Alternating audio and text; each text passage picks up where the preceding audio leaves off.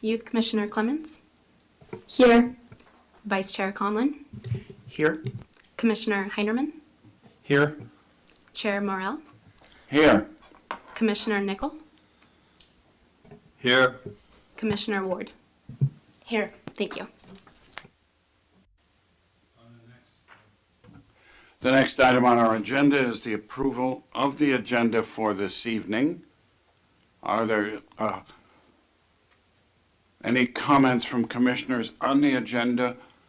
Or if not, do I have a motion to approve the agenda? There were 2 blank spaces at the end. Did those eventually get filled in or not? Right. I think we're going to need to ask Travis this. The minutes. Right, I found an error in the minutes and communicated it to Dr. Wagner, who tells me it was fixed with a 4-1 versus 5-0 erroneous statement. We're not there yet. We're approving the agenda. Oh, that's the Yeah. agenda, not the minutes.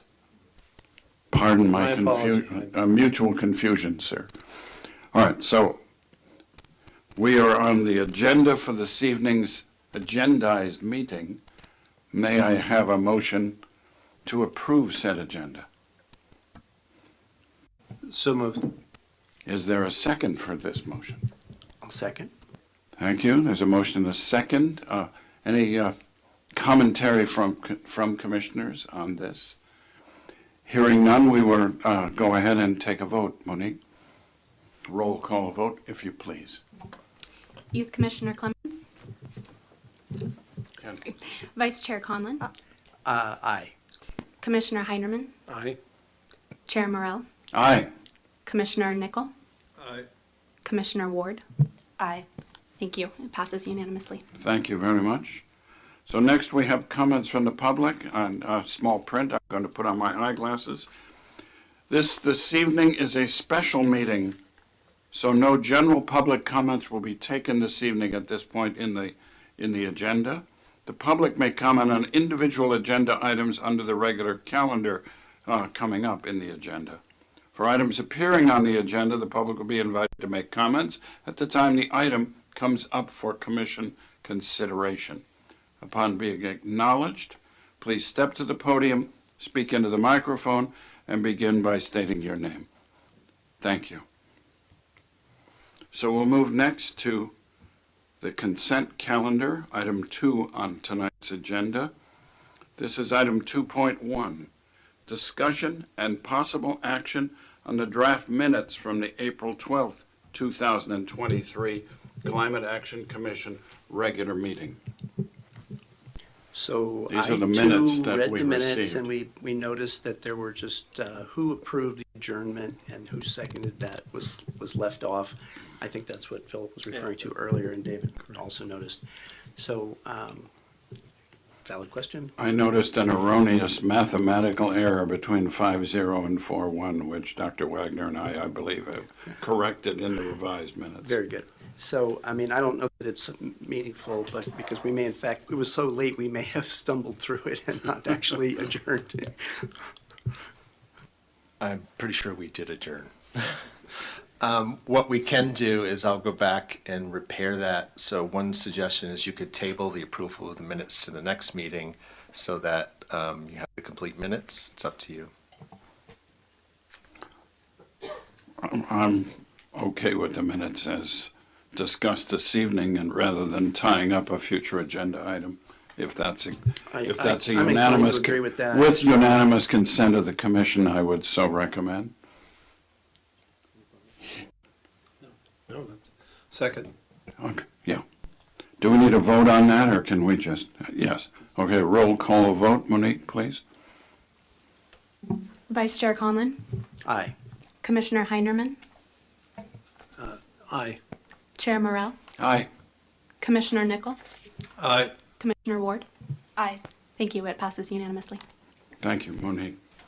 Now we're moving on to the regular calendar. Can I make one quick comment? You may, yes, sir. I had a recollection from other uses of Rosenberg's Rules of Order that once you're at the end of an agenda, if there are no other items, you don't actually need to formally move to what Adjourn. adjourn, thank you. I couldn't think of the word.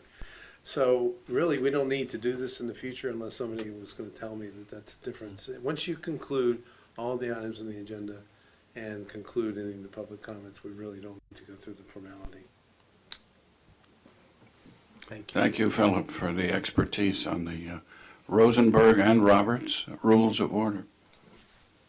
So now we're moving to the regular calendar, 3.1, summation of the Commission's presentations at the City Council Budget Study Session, which occurred yesterday near this building in the Emergency Operations Center. Do we do public comment in before commission discussion or after under this special meeting rule, sir? Well, this is a no action, so you can discuss it and then open it up for public Right, comment. but it typically would be after the commission has gone through its Correct. discussion rather than at the beginning. All right.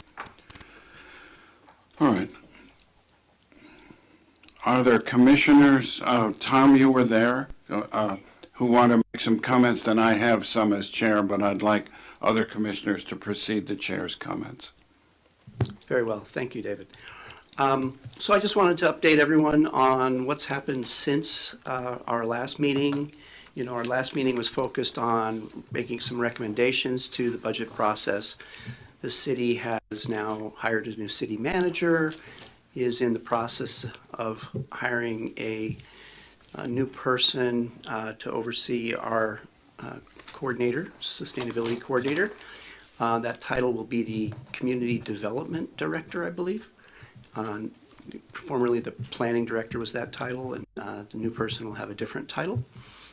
And we learned about some of these things in yesterday's meeting of the City Council. Between that, our last formal meeting and yesterday's meeting, Commissioner Morell and I have met a time or two with city staff to discuss the findings or the decisions of our last April 12th meeting and how to prepare what we all agreed to around this table to get that information into the city's budget process. And so we basically developed a draft matrix of the recommendations that we approved at our last meeting. And then before this meeting tonight, I just passed out the summary of the email that I sent this afternoon, following up on the verbal comments that David and I made to the City Council yesterday at their budget study session. And the gist of that is that we had, as you'll recall, we had agreed to recommend about $231,500 worth of city expenditures to achieve the items that we had presented from our ad hocs. And in consultation with staff after our decision to do that, we determined that about $56,500 of that had already been adopted, as it were, by staff into staff's own formal recommendations to the City Council. That's about 25% of our total requested budget. So yesterday we went into the study session meeting with this summary table and the requested budget items by the categories that we had discussed last time: transportation, buildings, solid waste, municipal building decarbonization, rainwater capture, water bottle filling stations, tree planting and sequestration of carbon, and of course, community engagement and outreach.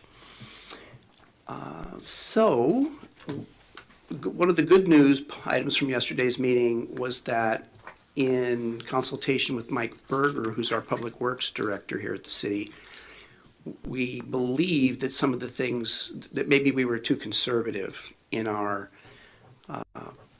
estimate of what the city had already integrated into their plans. It looks like Mike thinks some of the things we're still asking for may already be funded in the city's request.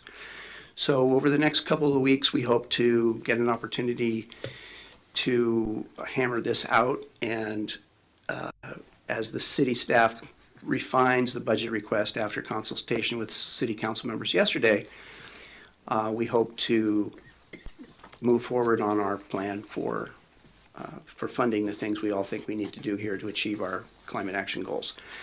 So that's where things stand as I see it from yesterday's meeting. And David, you may have some more to add, but you wanted to wait for others to ask questions, or did you want to do it? I'll start a preamble, I believe, if you're finished, Tom. Please. And then we'll have other commissioners' comments, and then we'll open it up for public comment when the commission discussion has concluded. There's an interesting irony to all of this, in that the commission, in its one previous meeting, was pretty much under the gun to focus on a series of budget items.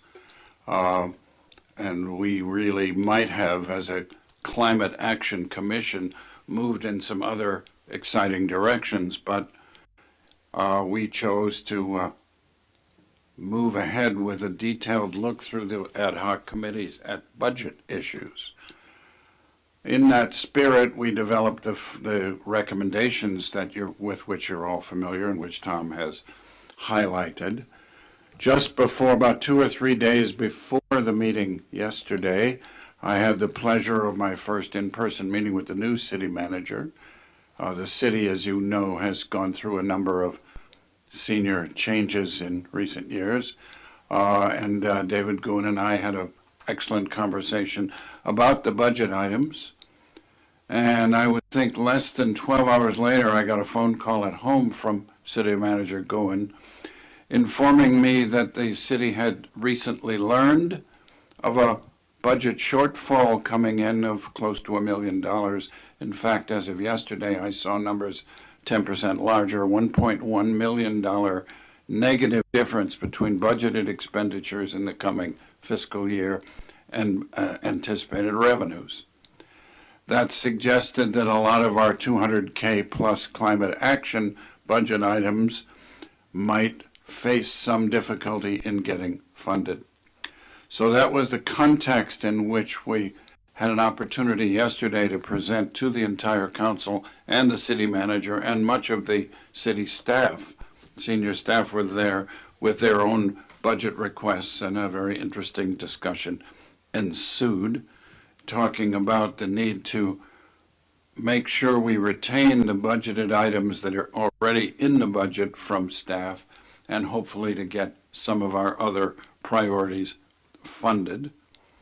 And we had a rousing discussion with the council yesterday of these topics. So we will see what might emerge in this regard, but it's not encouraging on its face to be looking at this kind of a budget shortfall.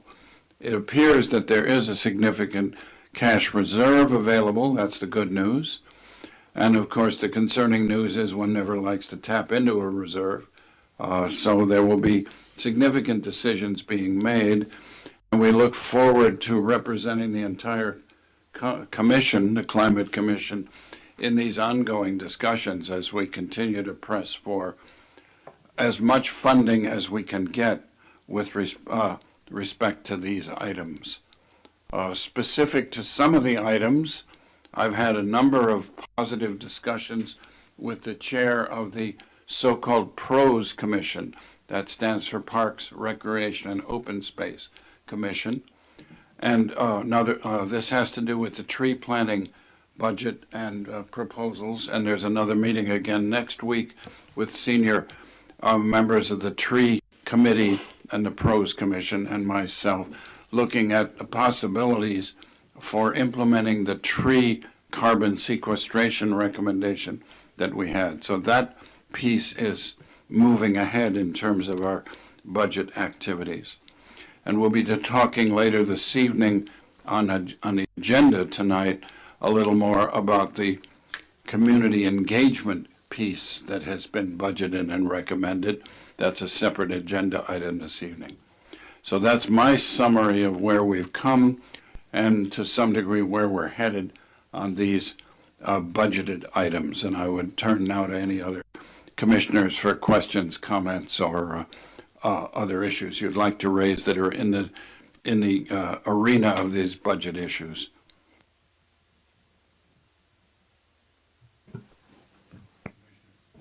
Commissioner Clemens. I have a few comments. So I was not able to attend the budget study session, but I was planning on it. So I did write a speech that I will be sending to City Council. So I thought you guys should know. And in that speech, I talk about the community engagement a lot and my concerns that I found when I talked to over 75 students at my high school. And a lot of them expressed climate anxiety and fear. And I also talk about transportation and the forest idea. And I just really urged City Council to make more changes in our community. And so hopefully that will be good. And then also, I just wanted to say that that's unfortunate about hearing the negative $1 million, but hopefully we'll be able to come up with something to make sure that some of our actions are still being implemented. Thank you, Kendall, and we certainly appreciate the activity of you and your fellow students in this regard.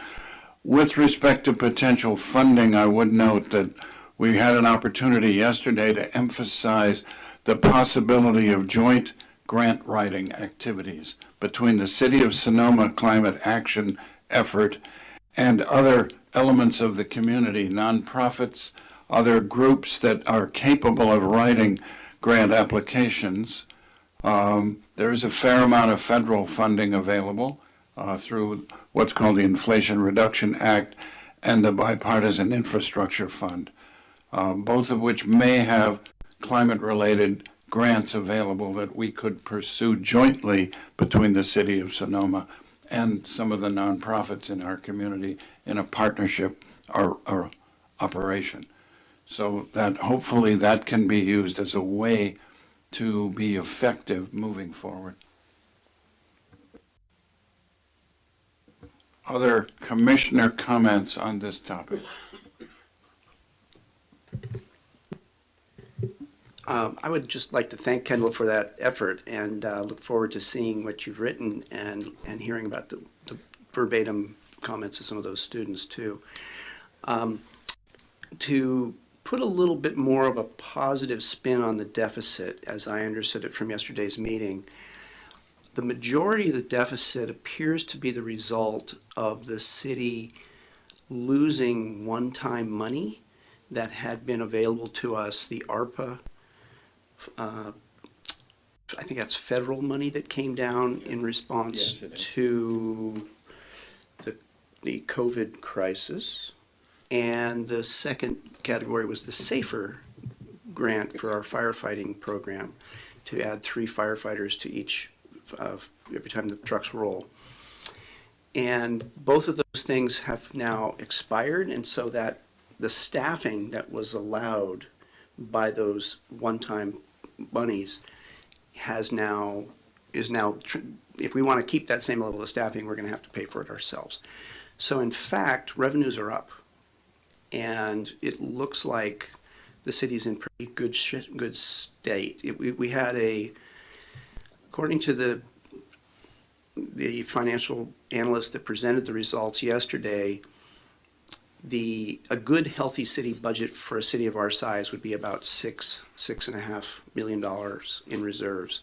We entered the COVID era with an $8 million reserve, and we've come out of the COVID era with something approaching 11, maybe even more than $11 million reserve surplus. So the city is actually in very good financial stead. And so any concerns about budget availability need to be kept in check with what we're actually spending our money on. And we know that climate challenges are facing us. We've already experienced some, and it's very expensive to try and respond to climate disasters. So hopefully we can get in front of these problems. Thank you. Thank you, Tom. Other comments from the commissioners on the budget issues?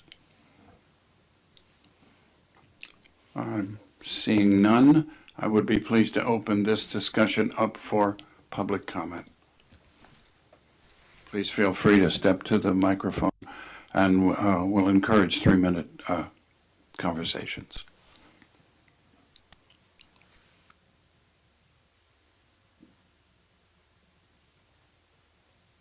Yes, please. Good evening. Thanks so much. One question, how big is the city budget? What are the expenses? Total expenses? Not the income. Well, funny you should ask. Vice Chair Conlon has data available for us. And this is, of course, based just on the study session handout from yesterday.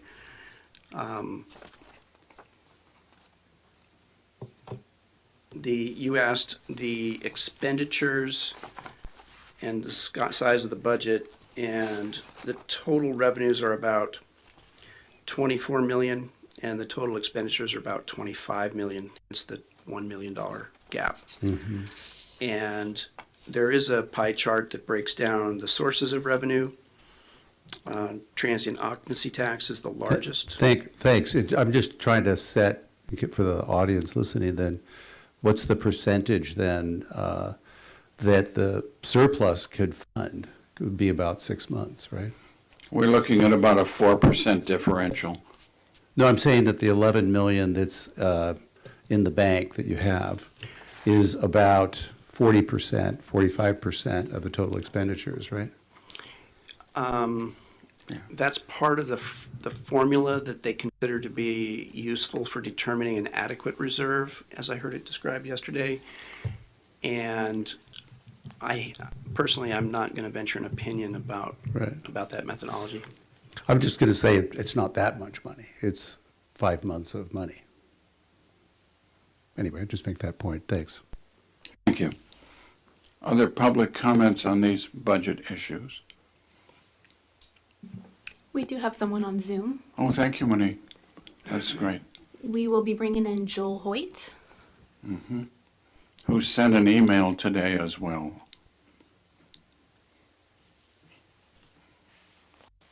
Hello? Hello. I just, I think it's. Would you introduce yourself for the group, please, Mr. Hoyt? Sure. Joel Hoyt of Glen Ellen. I just want to mention that in a lot of ways, people look at, I know budget is a big deal, and but I just want to mention that the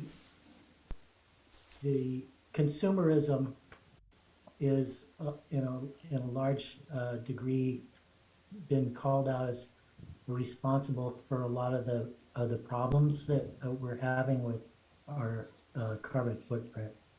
And I mean, I know we need money to in our court, but it's not that, not spending money is carbon footprint. And we need to be very careful about how we spend our money, so we don't work on make the problem worse than it is. And I think, for example, the break-even point for carbon footprint when it comes to cars is an example where it's very difficult from a carbon footprint standpoint to buy an electric car. Thank you. Thank you very much, Mr. Hoyt, for your commentary. Do we have other public comments on this agenda item 3.1 regarding the budget issues and the climate emergency? Seeing none, I will proceed to close this budget item, this agenda item, sorry. And we can move ourselves with all alacrity on to item 3.2. This is entitled Study Session to Develop Work Plan and Timeline for Development and Presentation of Draft Climate Action Plan to City Council. Is there an initial staff presentation on this item before we move to further discussion? No, but just a summation. There's nothing formal. With the creation of the Climate Action Commission, one of the goals is to take ownership, basically, of the Climate Action Plan and to develop it. And at some point, it needs to be presented to the City Council. So the initial stage of this new commission has focused on the budget aspect, which was viewed as an opportunity to present priorities within that budget cycle, and that passed yesterday. So the goal really is to start developing a work plan so that, think of it as a timeline, so that the climate action plan can be moved from a draft that was originated by staff, that the Climate Action Commission has ownership, such that they feel comfortable to present it to City Council. So one logical date would be in the fall, but that's only if the commission is ready to do that and feels comfortable to present it. And I think that the way to view the Climate Action Plan is it's always going to be an organic document. It's not viewed as it's going to be an organic document. So as we change over time, so there's a couple things where the city staff's working on right now that's addressing some of those. There's going to be new things that come up. But I think over the years, one of the biggest, most significant deficits of the Climate Action Plan is the lack of community engagement. And so the predecessor commission to this and you all have looked at it and have provided some input, but we haven't been successful in engaging the community. And basically, it really has to have community buy-in before it is to be presented to the City Council. And when it is presented to the City Council, they'll decide what to do. It will likely be a presentation and they'll accept it, and it becomes a planning document from which you then in the future can decide what actions you want to take, or if there's direction from the city manager or the City Council itself. So with that in mind, it's really trying to figure out, is the fall a reasonable date to prepare the, submit the draft climate action plan, and how, if you agree to that, how are you going to get there? And it's really thinking about the community engagement, and is there a organizational mechanism by which you can divvy up the responsibilities within the Brown Act constraints and figure out how to move it forward. Thank you. I'm glad to answer any Thank you, technical Travis, questions. and I'm sure we'll have a lot of comment about all of this.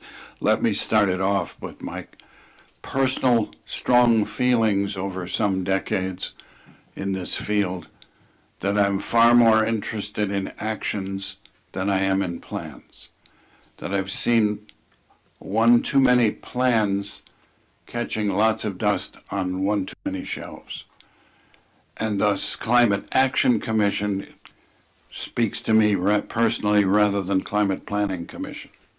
Nevertheless, and with that set in context, the value of having an approved climate action plan for the city of Sonoma in the face of our defined climate action emergency is that proposed actions that are consistent with the plan have a far greater chance of being accepted by political bodies like the City Council and budgeted and supported financially by the powers that be. So having a strong plan in place that will be approved with public input is indeed, to me, as a skeptic of plans, a valuable exercise. Now, from that perspective, you will all recall, hopefully, including members of the public, that we had an ad hoc, one of the 5 ad hoc groups was engaged in thinking about community outreach, community engagement. Kendall and I were the 2 commissioners on this. We had a lot of support from an expert in community engagement named Norma Fogelberg, who was with us at the previous meeting some months ago, is out of town at the moment, and will be having some medical issues with some surgery that will constrain her some this summer, but is eager to work with us on a continuing basis, essentially as a volunteer rather than a high-priced consultant. So we're greatly appreciative of Ms. Fogelberg for her expertise in this regard. She was very helpful to Kendall and me as the ad hoc in the public involvement, public engagement system. When we wrote the materials for the ad hoc all those months ago in this public engagement piece, we recognized how difficult it would be in a summer environment when people travel, when high school students and other students and their families are out of school for the summer, when stuff happens that pull people away. So while there is an official recognition, and including it was in one of the presentations to the council yesterday, for a September deadline of the presentation of a draft plan to the council, I take that as an interesting objective, and I personally would encourage, I will commit and encourage others to do our level best while recognizing that summertime is not the best time to mobilize a community.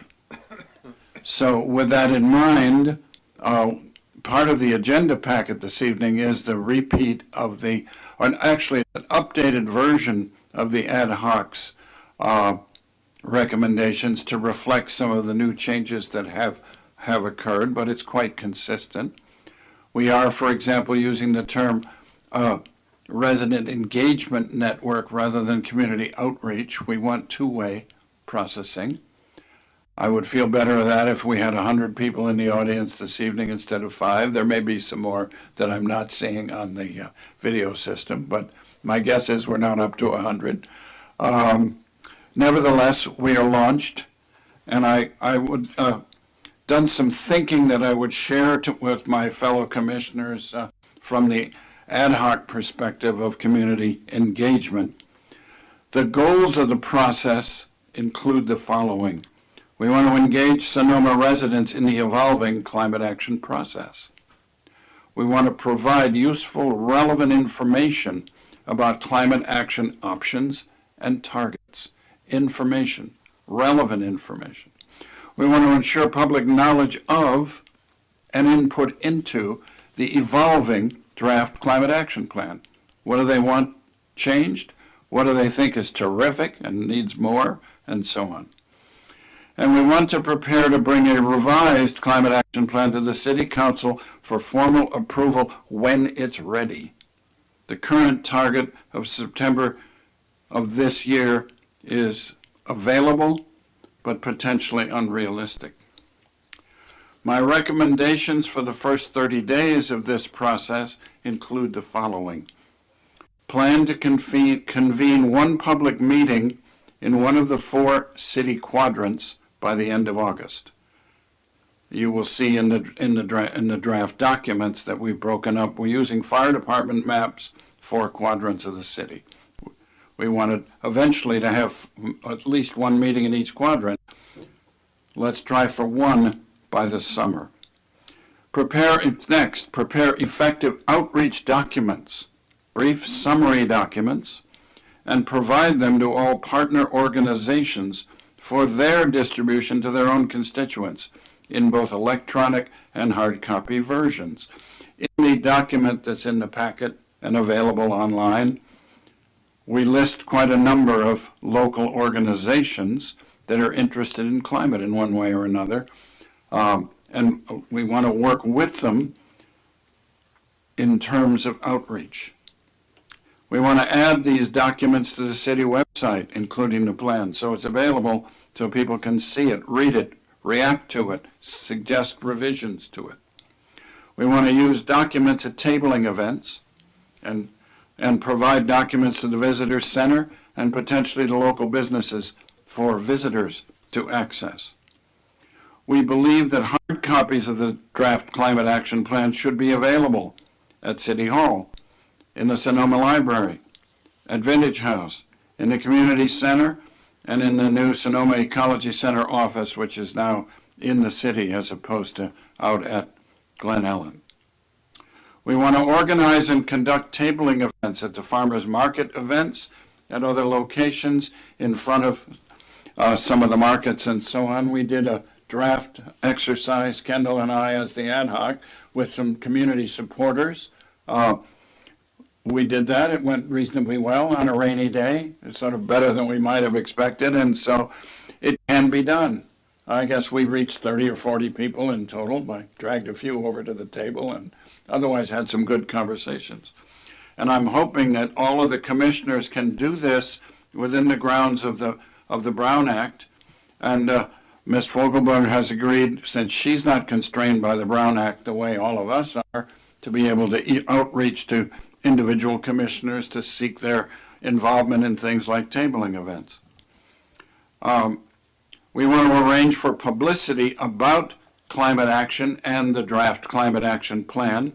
We have in mind the IT newspaper, KSVY radio that Travis and I and possibly others in this room tonight and on the internet have been on and talking about climate in the past, and we'll look for opportunities in the future. On Transition Sonoma Valley, Tom's been involved in, Earth Care committees. There are a number of publicity events that we can seek in that regard. Again, tougher in the summer, but not impossible. And finally, planning on a public presentation to the City Council, perhaps sometime in August, depending on their summer schedule, as part of the publicity, not to present the plan necessarily and say approve it or go home, but to further discuss in a public arena where people notice these issues. So those are my suggestions at this point. And let me see if others, including the other member of the ad hoc, Commissioner Clemens, would like to comment further. Thanks, Kendall. Of course. So I agree with David. I feel as if there hasn't been enough publicity for this committee. When I talked to many of the students at my high school, I mean, none of them even knew what is going on in the city of Sonoma. And many of their parents, I can guarantee, also do not know what's going on. So I think it's important that there's more engagement with the public in telling people what's going on in their city. Like David said, there needs to be more connections with the radio stations and newspapers, and there needs to be more flyers and documents available at the library and at City Hall. And I think it's important that we remember we have to educate our city, because not everyone is involved and not everyone has realized that they can get involved. So we need to give people the opportunity to feel comfortable to see what's going on in our committee. Thank you, Kendall. Other comments from members of the commission?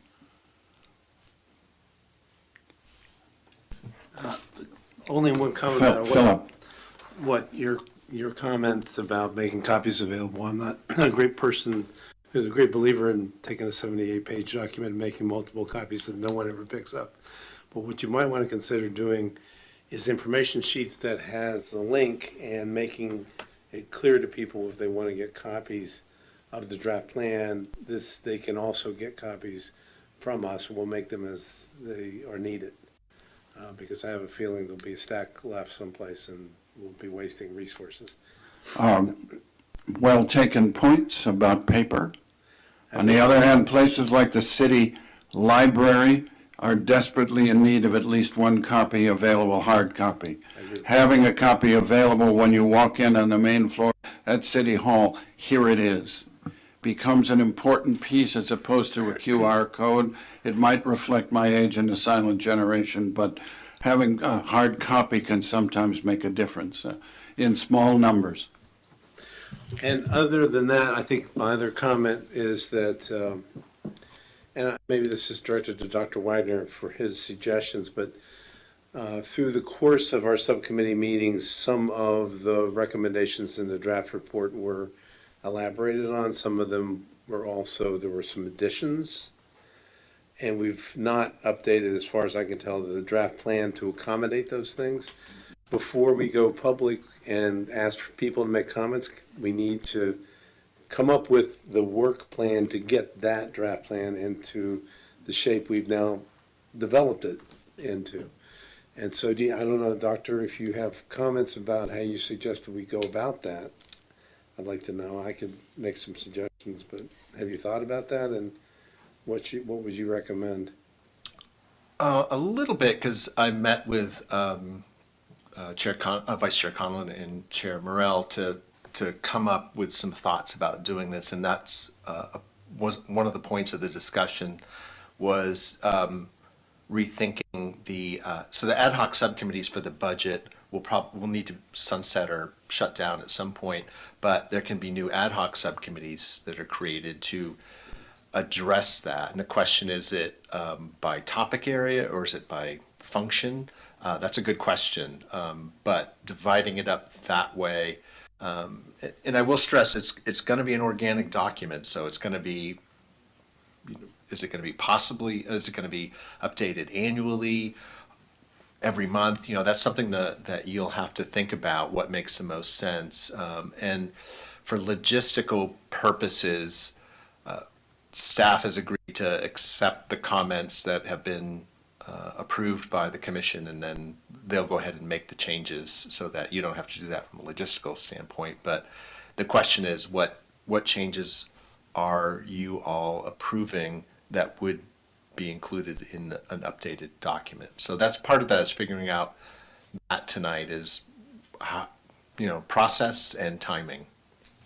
If I may. Tom, yes, please. Thank you. Good discussion, because, Philip, I was anticipating those concerns as well.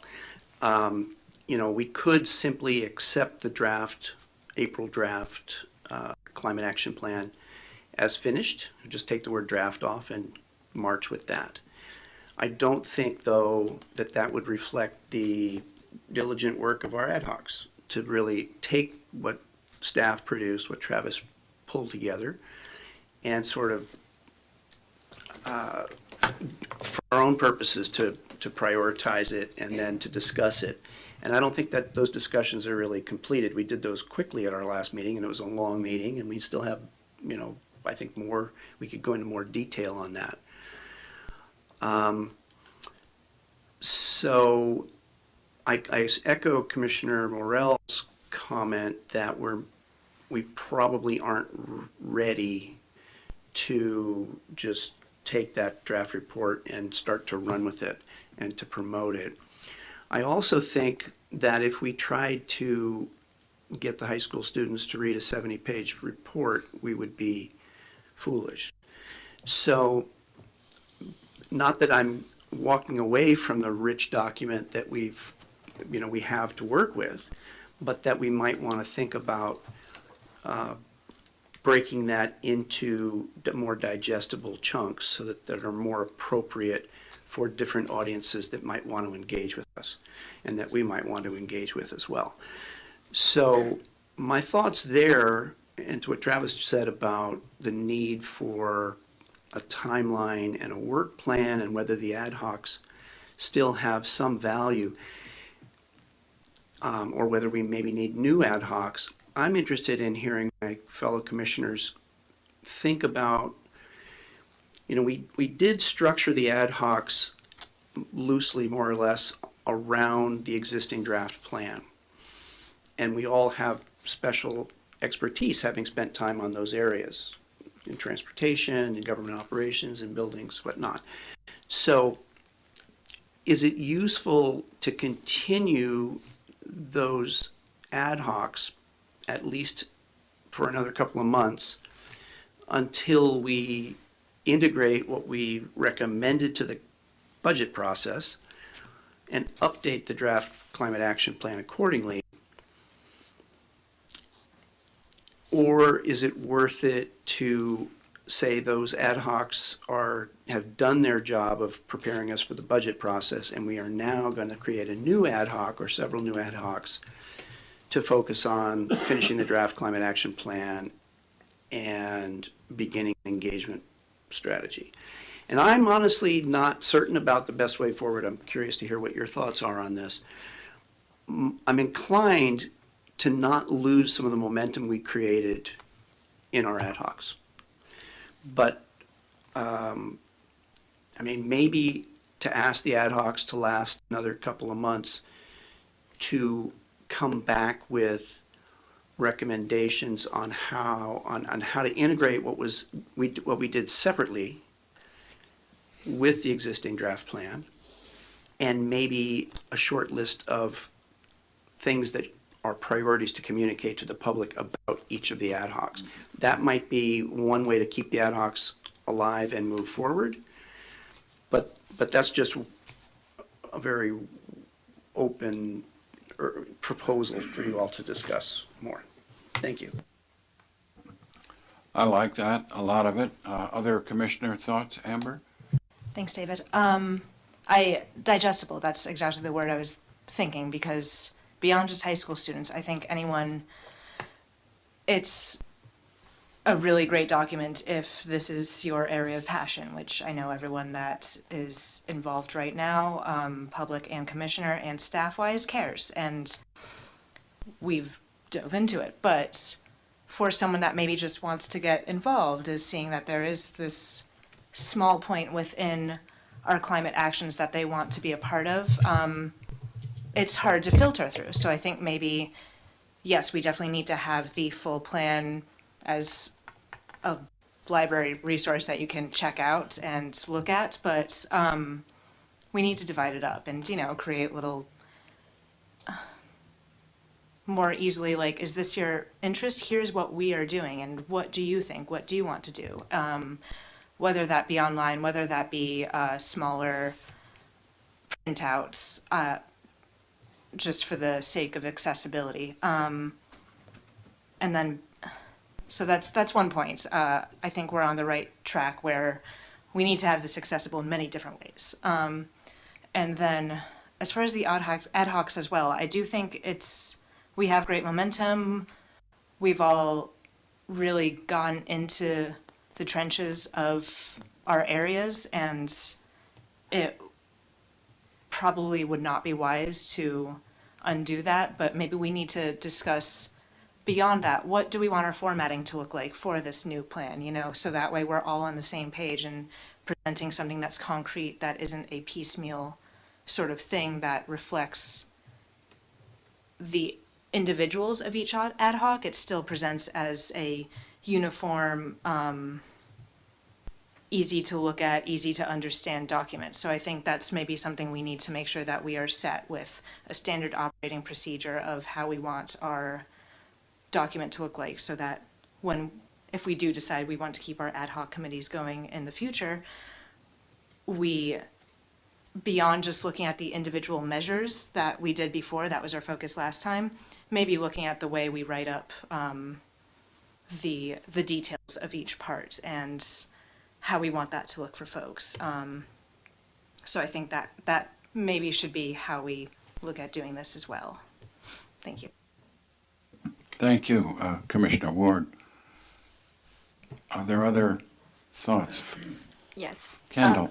I just wanted to make a quick comment. So earlier when I was talking about the documents, I agree that having an 80-page document is not a very good idea. I think many members of the public would not want to read it all, and also high school students. So I think, like you said, more organized, short documents that just get the idea and are less intimidating, because it can be hard for people that want to do actions but have never really looked into it, to go in here and hear about all these new ideas and terms when they've never really researched about it. So things that are easier to get into. Thank you. Excellent comments. Phil? The original point, excuse me, I wanted to make was that a lot of what, this is, everybody knows what allergies have done this year because of the rain, but, and I have a bad case of it. We made specific budget requests, some of which were either more detailed than were in the climate action plan or absent from the climate action plan. And the most logical way for me to approach it is to reinvigorate those subcommittees. What do you want to change in the text to reflect what we thought the budget should be for items, including items that hadn't been really addressed in the draft plan? I think that's one of the first steps we need to take. And I would say that's something that we can reinvigorate the subcommittees. We can call them new subcommittees. It doesn't matter. And any person who is interested, if you want to stay in the same areas you were before, we all did research. It would be helpful to do that and come up with red lines, again, with a suggested structure from staff, doctor, so that we're consistent in what we write. But no, I think you're right, is the easiest approach and the most rational approach. Thank you, Philip. I'm hearing a coalescence of ideas really around keeping the existing ad hocs moving forward. There were 4 substantive ad hocs covering the plan, and the 5th one, of course, is the community engagement ad hoc, which obviously needs to either be kept in place or reinvigorated in order to move forward with the community engagement process. It strikes me that we need I'm hearing 2 actions being proposed. One, a revised text recommendations, taking the existing draft climate action plan by topic relevant to each ad hoc, and what do they want to see added, changed, revised, amended, and so on. The second is, within those topic areas, preparing brief outreach documents, whether that's PowerPoint slides or a one-pager or a one-pager plus words on the back with a little picture, whatever, a brief outreach document about the same topic. That is what the high schooler will read in the first few minutes and what we will have at the tabling outside Safeway next time and so on. We're not going to be handing out 78-page plans, not even electronically, let alone in paper. So those seem to me 2 action items for each of the 4 ad hocs as a possible recommendation to emerge out of this discussion. Then there is a third sort of overreaching item, which is the structure of the plan, looking at the plan as it now is, and have 1 or 2 a separate ad hoc potentially, or perhaps the community engagement ad hoc might take on this role of looking at the way the document flows as a document and recommending to each of the 4 ad hocs, as you do revisions, think about doing it this way to improve it and provide full consistency. As I recall, it's fairly consistent from one chapter to another, as you would expect from Dr. Matt Wagner and his training. But those would be 3 action items that as a team we could consider approving this evening if that meets the interests of the commission.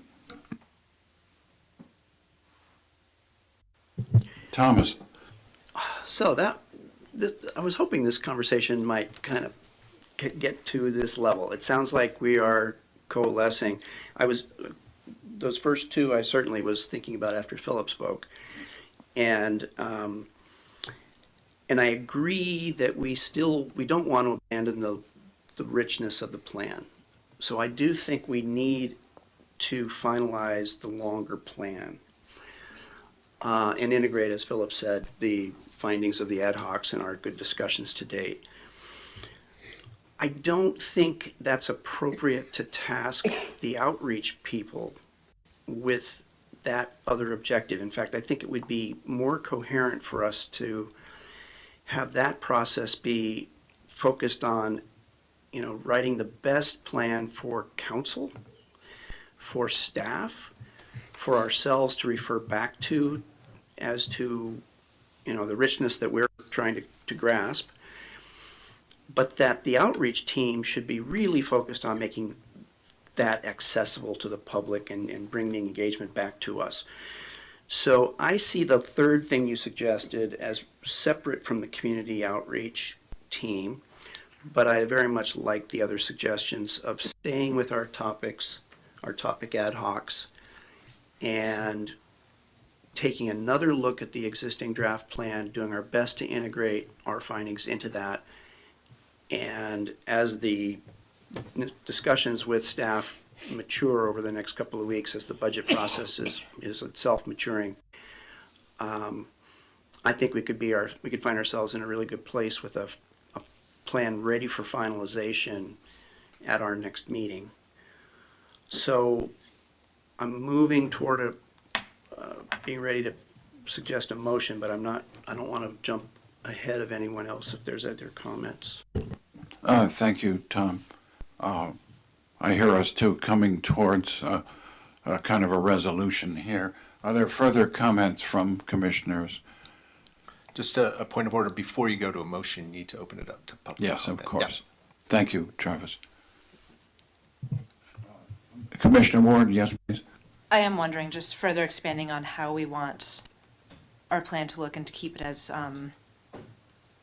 not take away, but add to it. And I think if we want to look at this as a work plan and as a timeline for ourselves, I'm wondering if one thing that we'd want to consider editing and changing is the order of the each individual action item, instead of, I think right now it's more of, it seems like it's more ordered by the GHG reduction potential from low to high, which I think was really beneficial for us initially.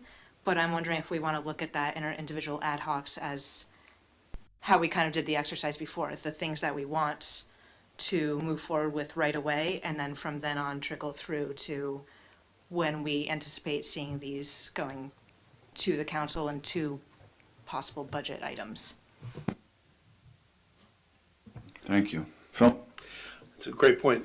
One of the things that I learned when I was a young lawyer is that if you write a 5-page memo, the client's going to read 1 page.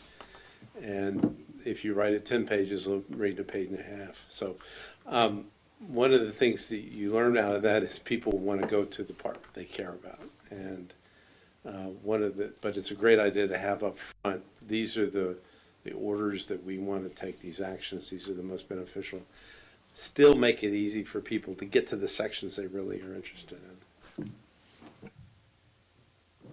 Good, that experience is obviously helpful and why you're here. Thank you, Philip. I'd like to make Mr. Conlon? Oh, Travis, yes. just a suggestion. If you look at the climate action plan, you notice what is missing is an executive summary. So it's common with climate action plans, the way you see it now is all that would be appendices. And it really would be a 3 or 4 page design for the community. That doesn't exist right now, but that is something to consider that might be more beneficial and helpful for the community, and just one approach. My history tells me it's more like 5 to 10 than 4 pages, but we'll see. Depends on the font size, maybe. And increasingly, my experience is that you can do it in about a 30-second TikTok. But Better you than me in that regard. I would just add, we've grappled with this a little bit as we were going through the budget process, because we noticed that some of the topical areas like water conservation in the draft action plan were talking both about community level activities as well as municipal, governmentally controlled actions. And so we tried to, in the matrix that I passed out at the beginning of the meeting that we shared with staff and with the council yesterday, we tried to separate the report by community-wide planning, outreach, and implementation versus capital investment in city assets. And then a third category of planting trees for sequestration value. That's not the only way to think about it, but this is the kind of structural discussion I think would be best hammered out in an ad hoc that was tasked with drafting the executive summary of the climate action plan and laying that groundwork for the community outreach team to really go to town on promoting it. I have a question. Yes, Alan, thank you. You know, as in terms of community outreach, what kind of constraints do we have as commissioners? In other words, if we wanted to marshal support for an idea, can we, what can we do?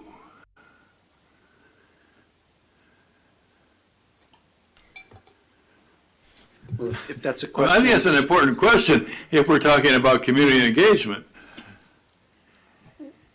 Well, the intent of community engagement is really to engage the community and putting input into the climate action plan. So I'm not sure if that's what you're asking or if you're asking about advocating for particular actions. Well, yeah, I mean, for instance, with the streetcars, we had, in Marin, we had Marin trolleys. We had an activist group that wanted streetcars. So this is, and when you talk to the man in the street about streetcars, they say, oh, what a good idea. So I think there's a lot of support for this.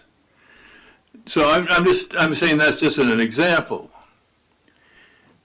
So anyway, it's a question.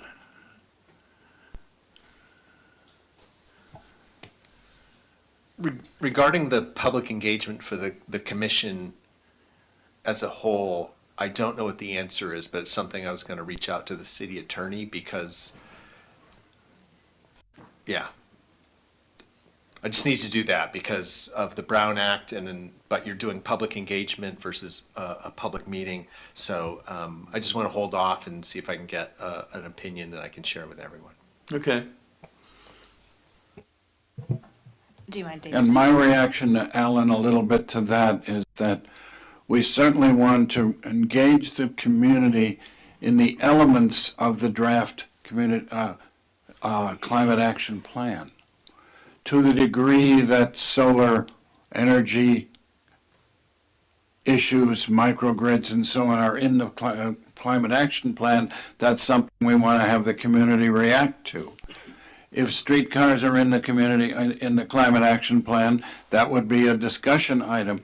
If they're not highlighted in the plan, that would be less likely to be covered in my reaction to what you're asking about. And it's really a minor issue to do a public notice. It's not a major challenge.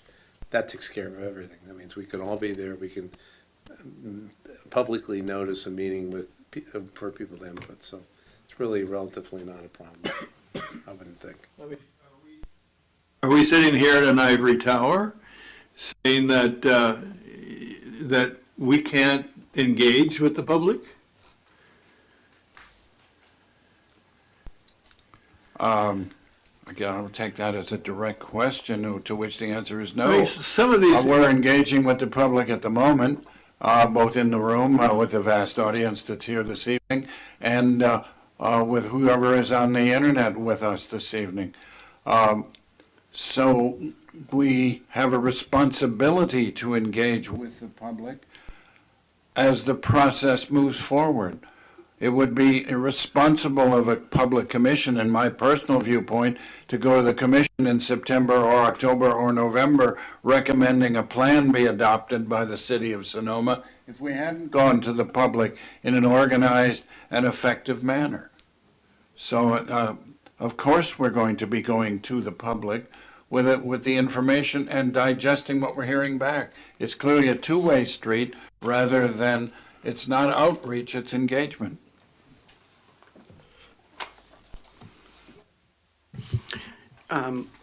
So I'm imagining that we have some of our own work to do before we go out.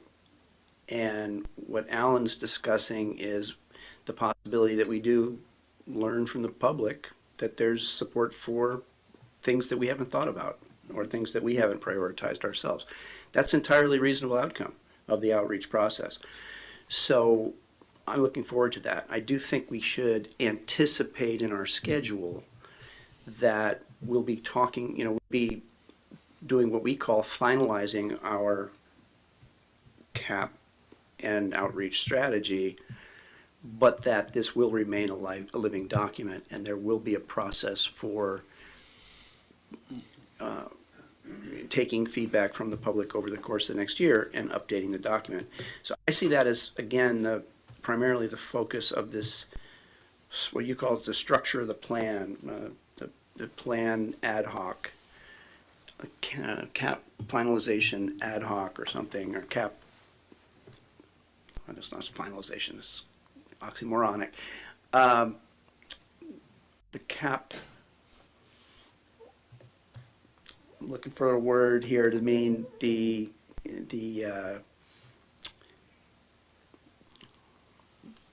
like the drafting ad hoc. And Well, you have substantive work teams feeding in their particular sessions. You have an ad hoc that's responsible for the process of interacting with 10,000 people, and maybe more, in terms of people who don't reside in the city immediately but have interests and affect our climate action. And then you have an overview group that pulls it all together in an editorial perspective. And maybe it's too early to have that latter group, but maybe not in terms of guiding the individual substantive ad hocs with style suggestions and so on. We could go either way, timing-wise. I think one of the reasons I would argue for having the structure ad hoc begin sooner rather than later is that they could prepare a template that the topical ad hocs could use, so as to facilitate everybody's work. Yeah, and I would also add, Tom, that we're looking, again, not just at a plan, but at an overall process that will continue in perpetuity. So it's not just public outreach, public engagement, it's an ongoing process of guiding increasing action in the right direction on climate, and hopefully even some leadership in the broader community. So we call this the plan and process ad hoc? Names are to be decided by motions, I suppose. Yeah, I just want to follow up on Commissioner Nichols' question. So as a commissioner, you should be engaging with the public because you're representing that representation of the public, hearing, listening, two-way street, and then bringing that back in the commission.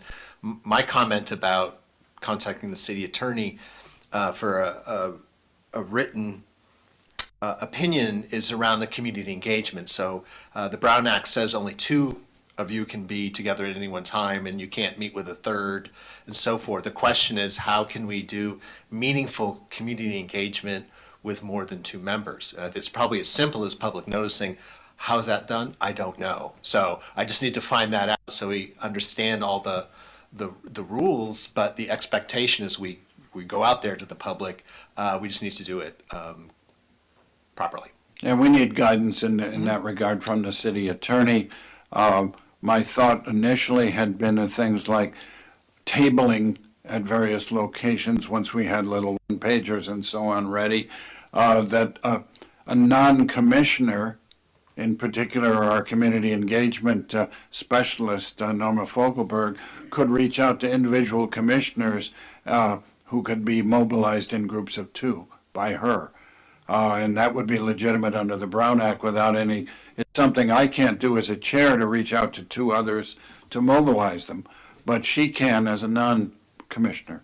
That's my understanding. I'm happy to have the city attorney bless that simple-minded idea.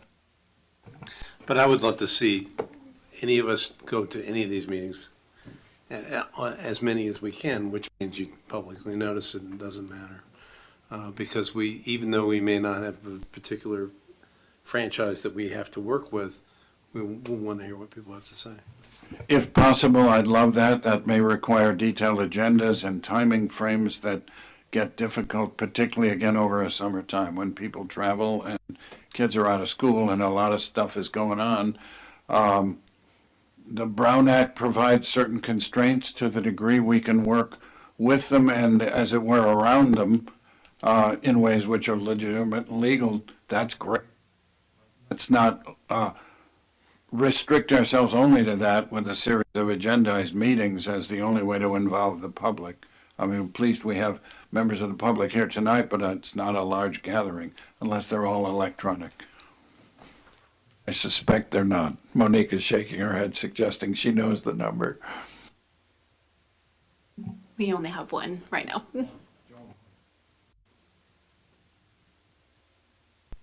So, an interesting discussion. Alan, you're in again? I see your hands are up. Was that? No, I'm just stretching. Stretching. Stretching is good. I'm going to do that too. Yes, of course. It's time now, I believe, for any public comment on this agenda item. So we welcome members of the public to come forward and introduce themselves and offer germane and useful commentary.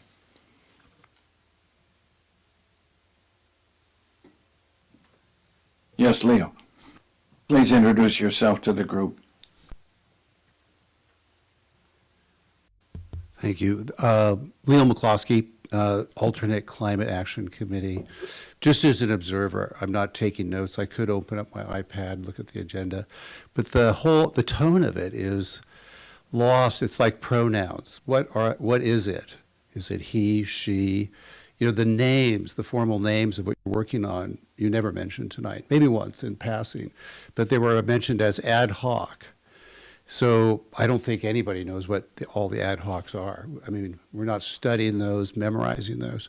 So in a way, I wonder whether we are, there are different stories we could use to look at this. Are we, the city and the dragon? Are you fighting something real battle here that you know about? I don't hear that. It seems it could be that we could be. And it's always good to look at your naivete. Not that anybody's naive here. We're all old enough to not be. But I always look at that. What is it that I don't know? That's the main thing. And are we a man in a hole? That you can't get out of something here. And what is that? You're trying to get something up and surfaced. And I think you want to have it, let me paint it out for you. You want it to be visible. You have it behind a shield, the ad hoc. It's hidden. It's hidden behind a line of visibility with the public. Now you're going to go out across this line of visibility with the public, and you have to have it organized. It might be good to think of it as this.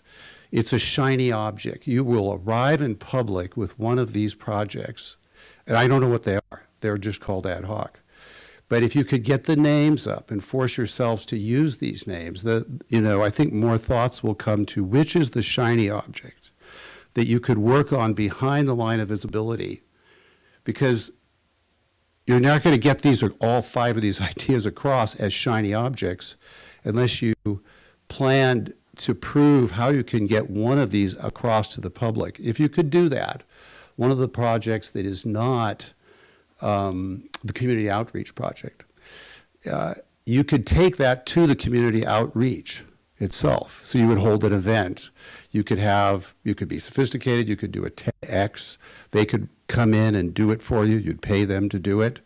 They would have the speakers. They would make you look good. You would entertain the community. That's the purpose of TEDx. That's for the public, and the purpose for us is to get the buy-in.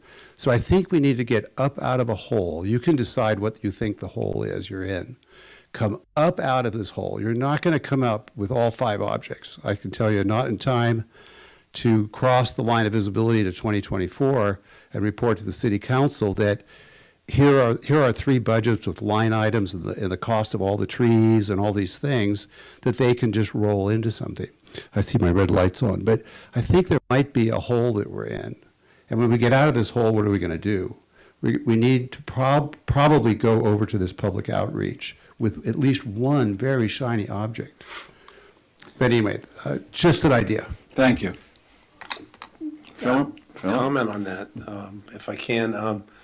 it's a fair point. We really didn't talk about ad hoc committees, but we've had ad hoc committees. They were the ones who came up with the budget recommendations. And I'm prepared, whenever you're prepared for it, to move that we continue those committees and that we task them with suggesting revisions to the climate action plan. Because I'm learning, if you realize you're digging a hole, what do? Keep digging it until you decide it's really, really deep, or just get out of it. Let's make a concrete action. Let's do something, and let's start with reinvigorating the ad hoc committees to come up with suggestions. Then we can circulate the suggestions and then consider them as a commission, get them out to people to review, and start at that point with having public meetings on the various areas that the ad hoc committees were charged with doing. Thank you, Philip. I'm hearing the bones of a motion beginning to emerge, to be sure. I actually wrote it, if you'd like me to read it. Let's see if there are other commissioners who had Does it comments end first with up. We're still in public comment. Just commenting that I heard. Yeah, I'm getting up because somebody else has to. It's time to be up on your feet. I'm eager. No. So, when you do, Introduce yourself, please. sorry, Patricia Cullinan. And when you're doing museum exhibits, there's 3 levels of information. One is the title, one is a little bit of information, and the third part is a lot of information. And most people read the title.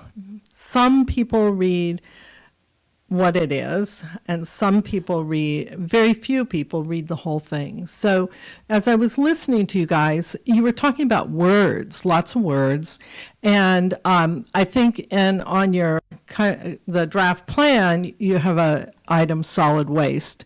And I think that's actually a good model for you guys. The garbage companies have been trying to deal with solid waste for a long time. They have a lot of graphics about it. They've been doing public engagement for years and years and years. And so I think that you kind of have to think of your presentation and trying to engage the community like the garbage companies do, because they have do you understand? I mean, they've had a lot of practice at it, and it's really I've been around a lot of garbage cans, and it's really not as successful as you would hope. So, basically you have the same challenges that they have. And I hate to use that as an analogy, but I really feel that you need to use graphics and not so many words, because people do not read. They want nice little pictures that explain things to them. So that would be my comment. I actually was here for something else, but there you go. Thank you very much. Some very good insights about graphics and approaches to public involvement that's effective. Thank you. What was your name? Yeah, I agree with Patricia on that. David, pleasure to meet you. Josh Schaefer, we spoke on the phone once or twice. So this is actually my first civic engagement, I guess you could say, I think, in my life. It's very formal. But I come from the business side, and I'm curious. We talk about all these things about community outreach. Are there goals? Are there metrics? Are we looking at having some kind of like an email list, volunteers? I mean, how many events you're trying to do? What's the outcome? And so that's kind of like, it's in theory, and I guess I'd like that to understand if that's how that can be translated into something more actionable, so we can see what kind of outcome. And when we do something, and I say the collective we as the community, what's working, right?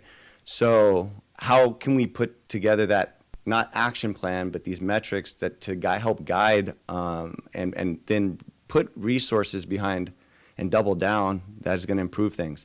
And then while you guys are all talking, I'm not reading a 78-page brief. I just did the ChatGPT with the link for the 78-page thing, and I understood it already, right? And what I like the best about that is it said something, enhancing the quality of Sonoma residents. It's part of the reason why people like me leave San Francisco, right, to move to Sonoma, greener pastures. So I think also there's a messaging thing that needs to be considered on how this is coming across. Climate, I mean, I'm a climate guy, so that's not a problem for me. That's why I'm here. But does the message resonate? And when you're trying to get the community engaged, so messaging does matter. You mentioned someone else, that was Martha or somebody else who was participating. So that's going to be critical, but yeah, it needs to be bite-sized and digestible, and it takes no time at all to do these things. So I would say, summer's not an excuse because we have technology at our disposal, and you have a lot of motivated young folks that probably need something to do also this summer. And I can tell you, Tuesday night, there's over 1,000 people at the square. So these are not insurmountable challenges. It's just, if anything, this is the right time. I mean, I'm more free in the summer, and other people in the community are as well. So just my 2 cents. And yeah, I mean, what's our goal for next meeting? Maybe double the size of the audience or something like that. I don't know. I'm outcome driven. That's what I do day in, day out. So anyways, thanks, guys. Excellent comments, and thank you very much, Josh. Good to meet you in person as opposed to over the phone or the Zoomery business. Metrics are available already in the public engagement element that was produced in the previous commission setting. We're looking for maximum public involvement with enthusiasm, with substance rather than just noise. There's the chance that climate produces a fair amount of noise.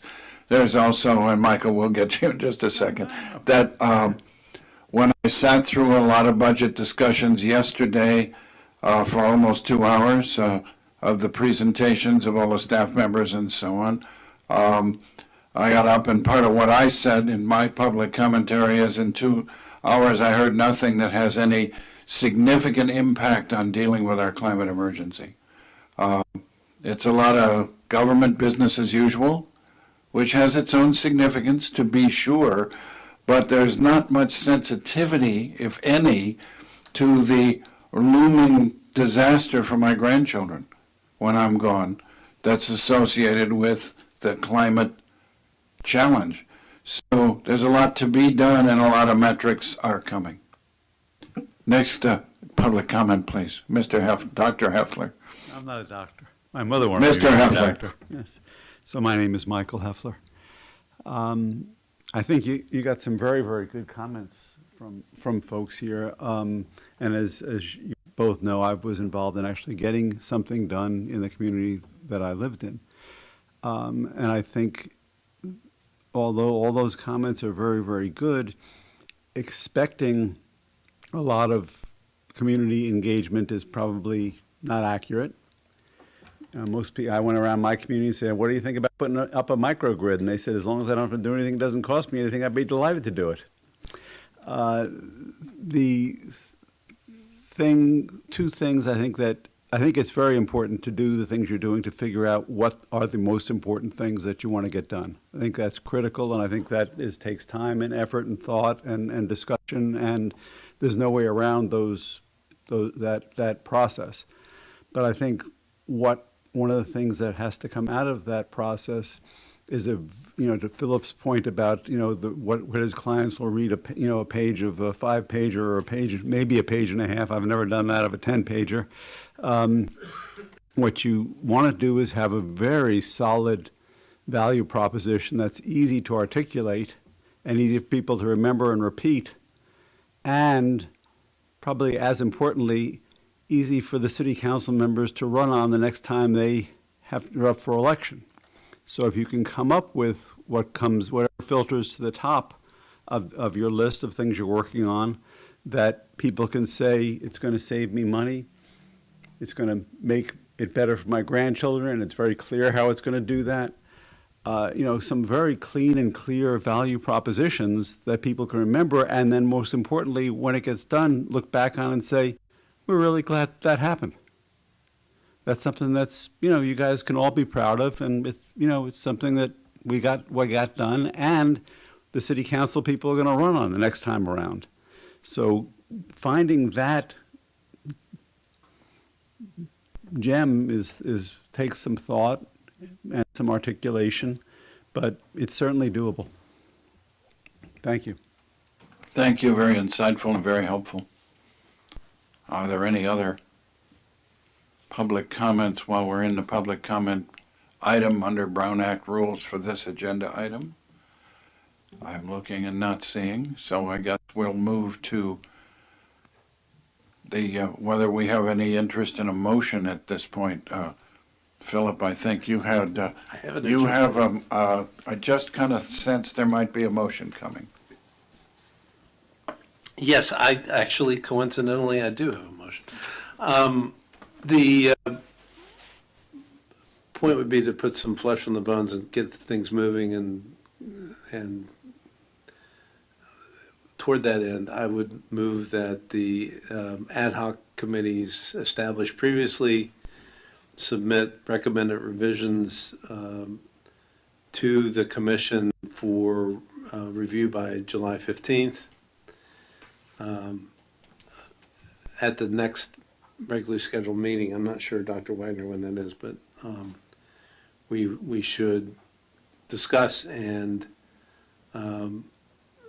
finalize a draft that we want the public to comment on and establish a schedule for receiving public comment on the redraft. That's the longest motion I've ever made in my life. And I've made a few. I'll bet you have. I would suggest we break it into a couple of motions.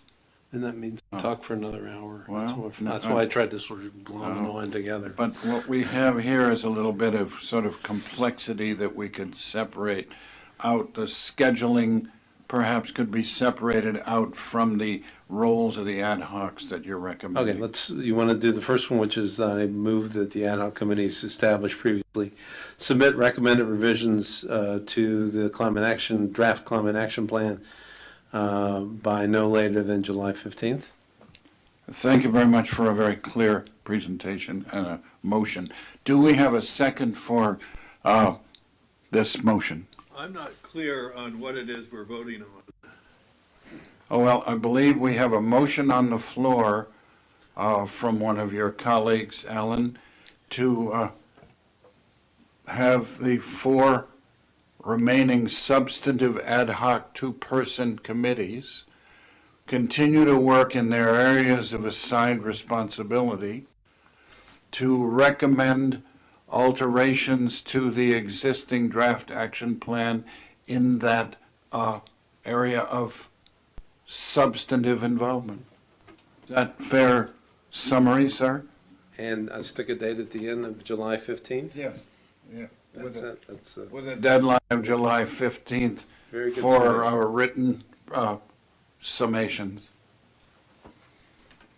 Is that clear, Alan? No. No, it's not clear to me. Aren't you just repeating something that we do normally?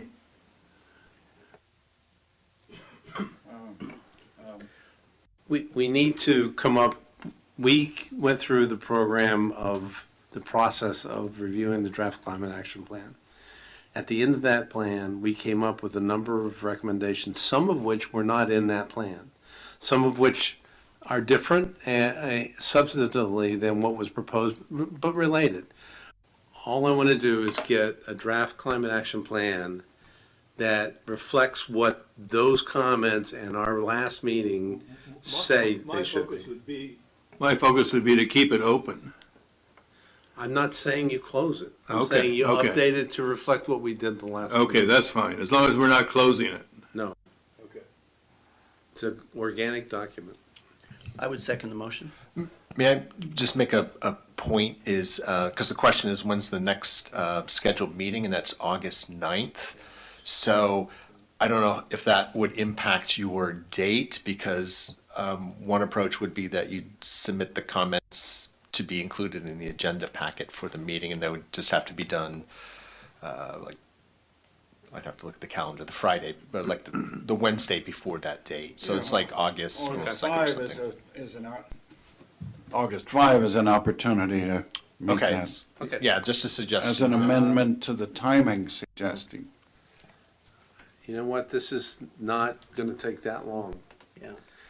I'd like to see, because if you're going to pass it out in time to get people to comment, maybe you can tweak it in your head a little bit and resubmit it, so it gives you plenty of time. Each one of the ad hoc recommendations was, my recollection, 6 to 8 to 10 pages long, and that's big font. So I think it's something we can do. I would agree that we have the momentum. We shouldn't lose the momentum on that. So I did second, I believe. And, I have a motion and a second. Further commissioner commentary, discussion of the motion?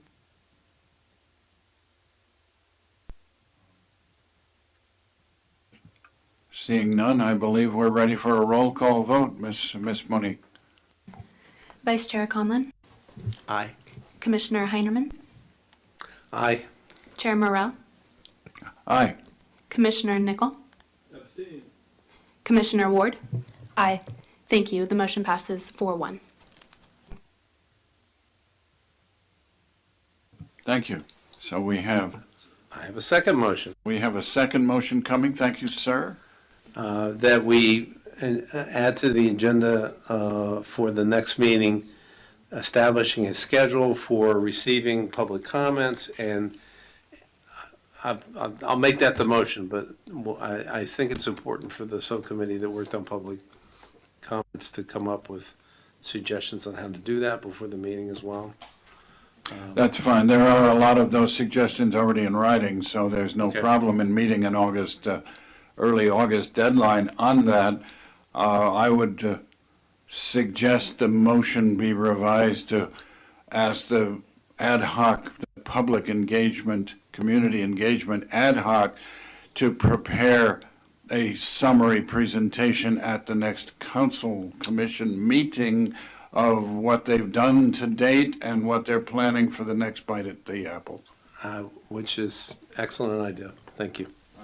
I'm not supposed to make motions, so if anyone wanted to steal that language, they're welcome to plagiarize me. And while we're in discussion, I would just encourage that group to be focused on shiny, garbage-like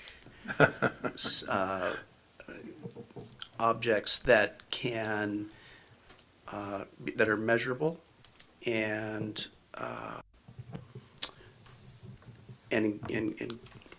get people motivated.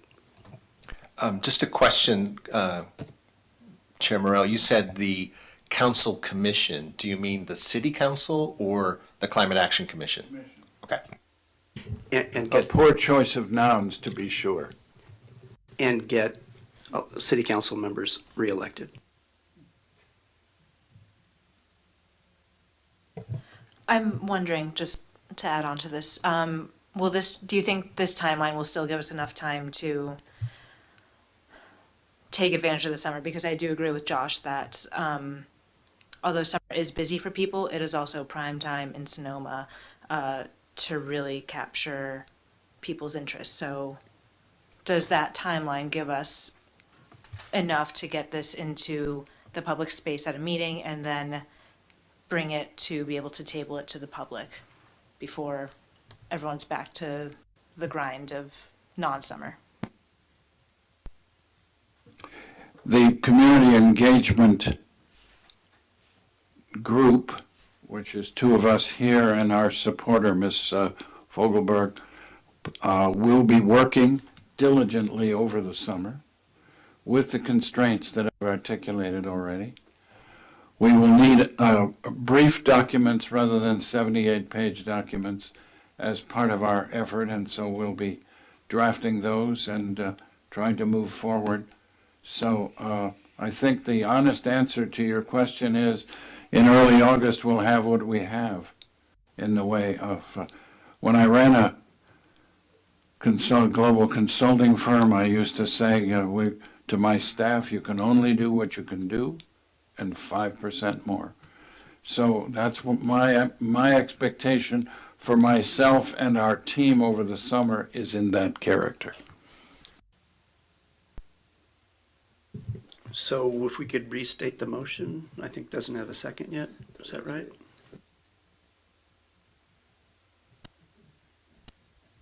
In summary. There is a motion on the floor, but I'm not sure what it. Well, the motion that I made, which looked like you wrote down, I had written, excuse me, I wrote it down. I wrote down schedule for receiving public comments, and then I got lost. Well, okay, the motion is that we will establish by the next regular meeting in August, we will have a presentation from what is the official name of your committee? Community Outreach. Community engagement, Community Engagement. not outreach. Community Engagement Committee with a schedule for receiving public comments following the changes in the draft climate action plan. More or less. I'll try harder next time, you ask me. Do we have a second on said articulated motion?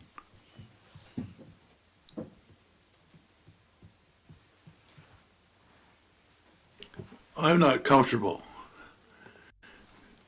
I'm not quite completely understanding what we're doing here with this community engagement. Are we limiting community engagement?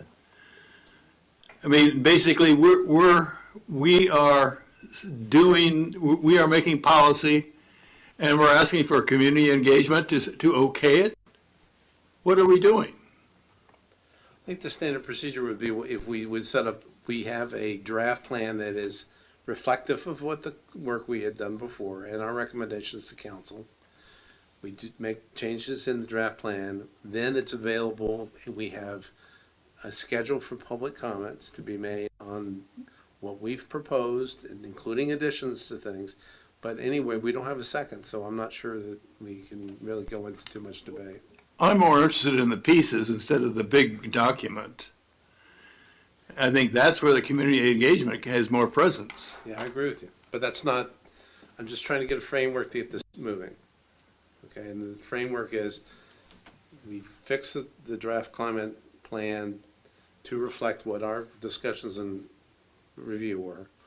We then approve it, make it available to the public, and have a schedule where we get formal public input. So the reason I hesitated after you made that motion is I'm trying to understand the difference between your motion and the draft community engagement plan that we have in our package. And would it be more appropriate to ask the community engagement ad hoc to update its plan to address the issues that you've tried to raise in this motion?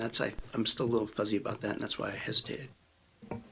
Or that could be what they propose. Either way, if you want to amend my motion and make your own motion, I'll second what you said. It doesn't need to be changed as long as the understanding is there. That's why I hesitated, so thank you for that clarification. I'm comfortable seconding that motion. Thank you for the point, and thank you for seconding. We have a motion and a second. Are there comments from the commissioners on this motion and the seconded motion? I feel like I'm going to make Philip crazy. Can we just make sure we're clarifying what the motion now is?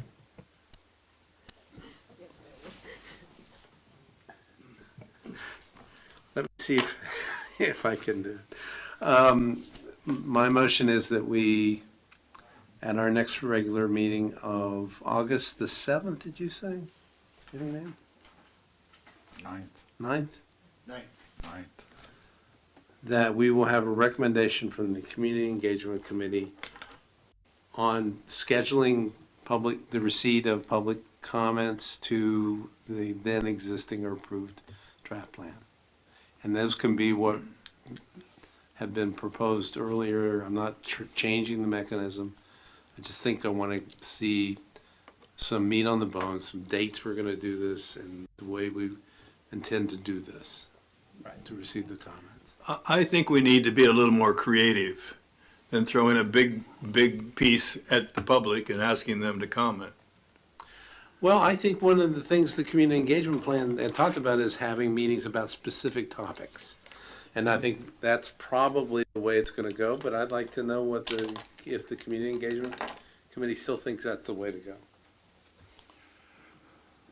I'm wondering about the timeline though, because we are having our new drafts, given to staff by July 15th. That makes sense to me, but then when are we going to approve? That, it seems like that would also be at our next scheduled meeting. So then how would the community engagement ad hoc subcommittee be able to give a presentation about the newly approved plan if it's all happening on the same night? As one of the members of the two-person ad hoc on community engagement, rather than the chair of the commission, let me comment on some of this. There's an ongoing process which is beginning to move forward for community engagement about climate action in Sonoma. That includes the existing and evolving climate action plan. It involves preparing brief statements about elements of that plan so that people have a digestible bite out of 78 pages. I don't object in any way to presenting a schedule in an August meeting, but I think in some ways that whole motion misses the point, that it's an ongoing process that's underway now. When you read what's in the packet for tonight and see more of what's happening, we're beginning to do this. And so a schedule for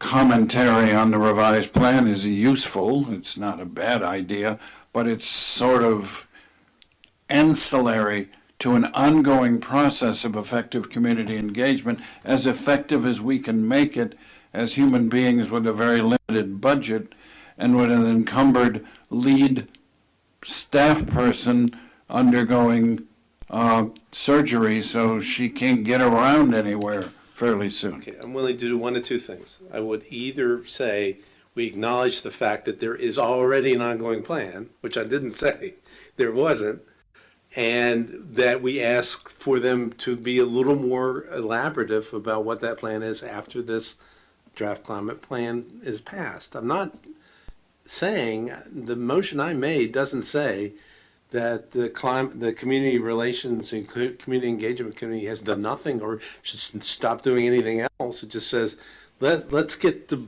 meat on the bones. How will we approach this? Well understood, and I'm not opposing the motion. I'm just making sure that the public understands and all commissioners understand there's a process underway independent of a specific motion about a schedule. Which I agree with. Yeah, and I appreciate Amber's request for clarity on that, though, too, because one approach would be to wait for phase one to complete before you begin phase two, and I think I'm sensing there is a desire to have both of these things in front of us at our next meeting, and that our community engagement team probably can anticipate and be prepared to that night to adopt whatever we discuss in real time. That's my reason for being comfortable moving forward without a stepwise approach. My sense of a potential updated, revised motion and seconded motion is that the community engagement team come in August, whatever date it is, August 9th, with an update for the commission on what they've done to date and a schedule and plan of action for the subsequent 90 days. Something in that order would be, for me, a more useful motion, though I'm not opposing the existing motion. I'm close to withdrawing the motion, okay? You can do that. I didn't make a motion that said you can't do that, okay? So if you want to have parties scheduled. Okay, but I'm not sure what we're talking about. It's one hand clapping. Okay, well, in that case, I will withdraw my motion. If that's what you're going to, please, we either move ahead with a scheduling of how we're going to get this out to the public and what we're going to do, or we can talk about whether we've done enough in the past or we're going to do things in the future. But all I want to do with my motion is let's get the nuts and bolts down on a piece of paper. thank you for the work you've done so far. Keep doing it. Can you come back with a proposal of this is what we're going to do? And if it's 60 days, 90 days, a year, come back with the proposal and we'll talk about it and get this ball rolling. Excellent. And that's Okay, where so I'm gonna I withdraw I my would withdrawal. suggest your motion be revised to talk about the proposed approach and schedule rather than simply dates, which is what your No, motion I had. think I did it. The word schedule. We'll do whatever you like to do, but I think that's what I said. Okay, wasn't restricting only to dates. I mean, you understand the concept is, I want to get this program out to people as soon as we can, and let's get it in the form that we want it to be, and tell us what you think is the best way to do that, and then in the next meeting, we're going to do it. To me, it Can we seems, now have, oh, go ahead, Alan. to me, it seems a little top-down for community engagement.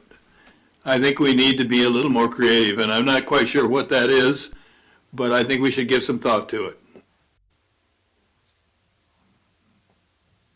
Thank you, Alan. Could we have the motion reread in its current form for commission decision? I have a motion and a second, but there's been a fair amount of, So, I was hoping you weren't going to say that. This is what I have, so please correct me.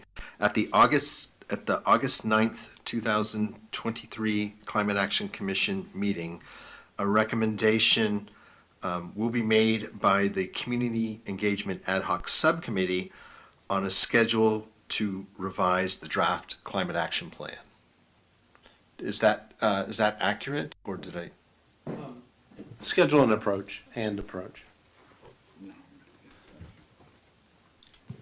I seconded that motion. Yes, okay. is there any further commission discussion of said motion seconded? Hearing none, I do believe we're ready for a roll call vote, Ms. Monique. You already had public comment, yeah. Okay. Thank you. Vice Chair Conlon, Aye. Commissioner Heinerman, Aye. Chair Morrell, Aye. Commissioner Nickel, No. Commissioner Ward. Aye. Thank you. The motion passes 4-1. Thank you.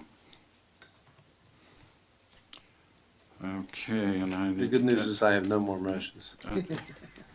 That's not good news. That's interesting news, but, so is there anything else under 3.2 that my colleagues would like to bring forth regarding the work plan and timeline for development and presentation of the draft climate action plan to the city council? I just wanted to reiterate that I was not joking when I said we should listen to the public comment we got on this item. It was, we do need to dig out of our hole. So I think it was good, very good feedback, and I'm looking forward to that being addressed by our community engagement. Yeah, and I would certainly in many ways second that, Tom. Language is important. And when we use the term for ad hoc commissions, those who haven't been playing in the same sandbox for this period of time won't know that they each have substantive roles associated with the climate process that are understood by the members of those ad hoc groups.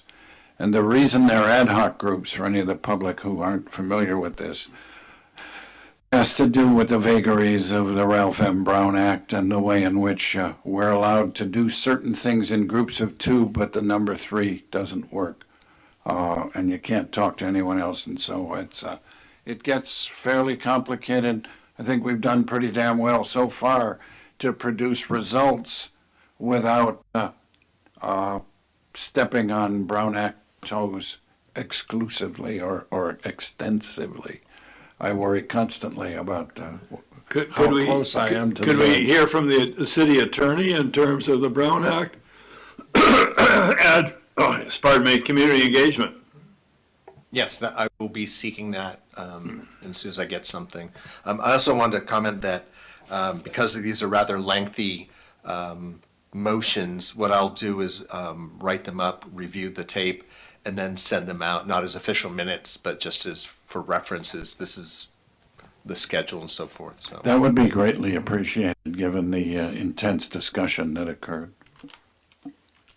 I'm hearing that we're done with 3.2, and we're moving now to agenda item 3.3, which I anticipate will be a fairly short discussion this evening at this 7:50 hour, but we'll see.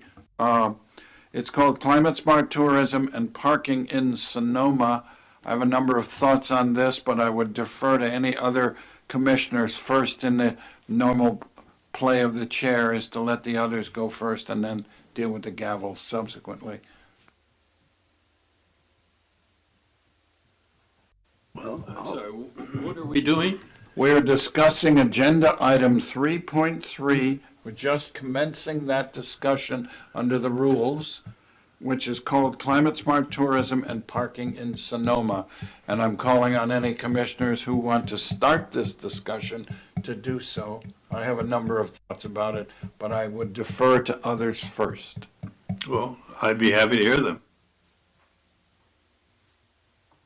Well, I'll just get this started since I was the one that asked to agendize this in response to Chair Morrell's comments at our very first meeting. Sonoma, transient occupancy tax, tourism is our economic base. It's our top revenue category for the city.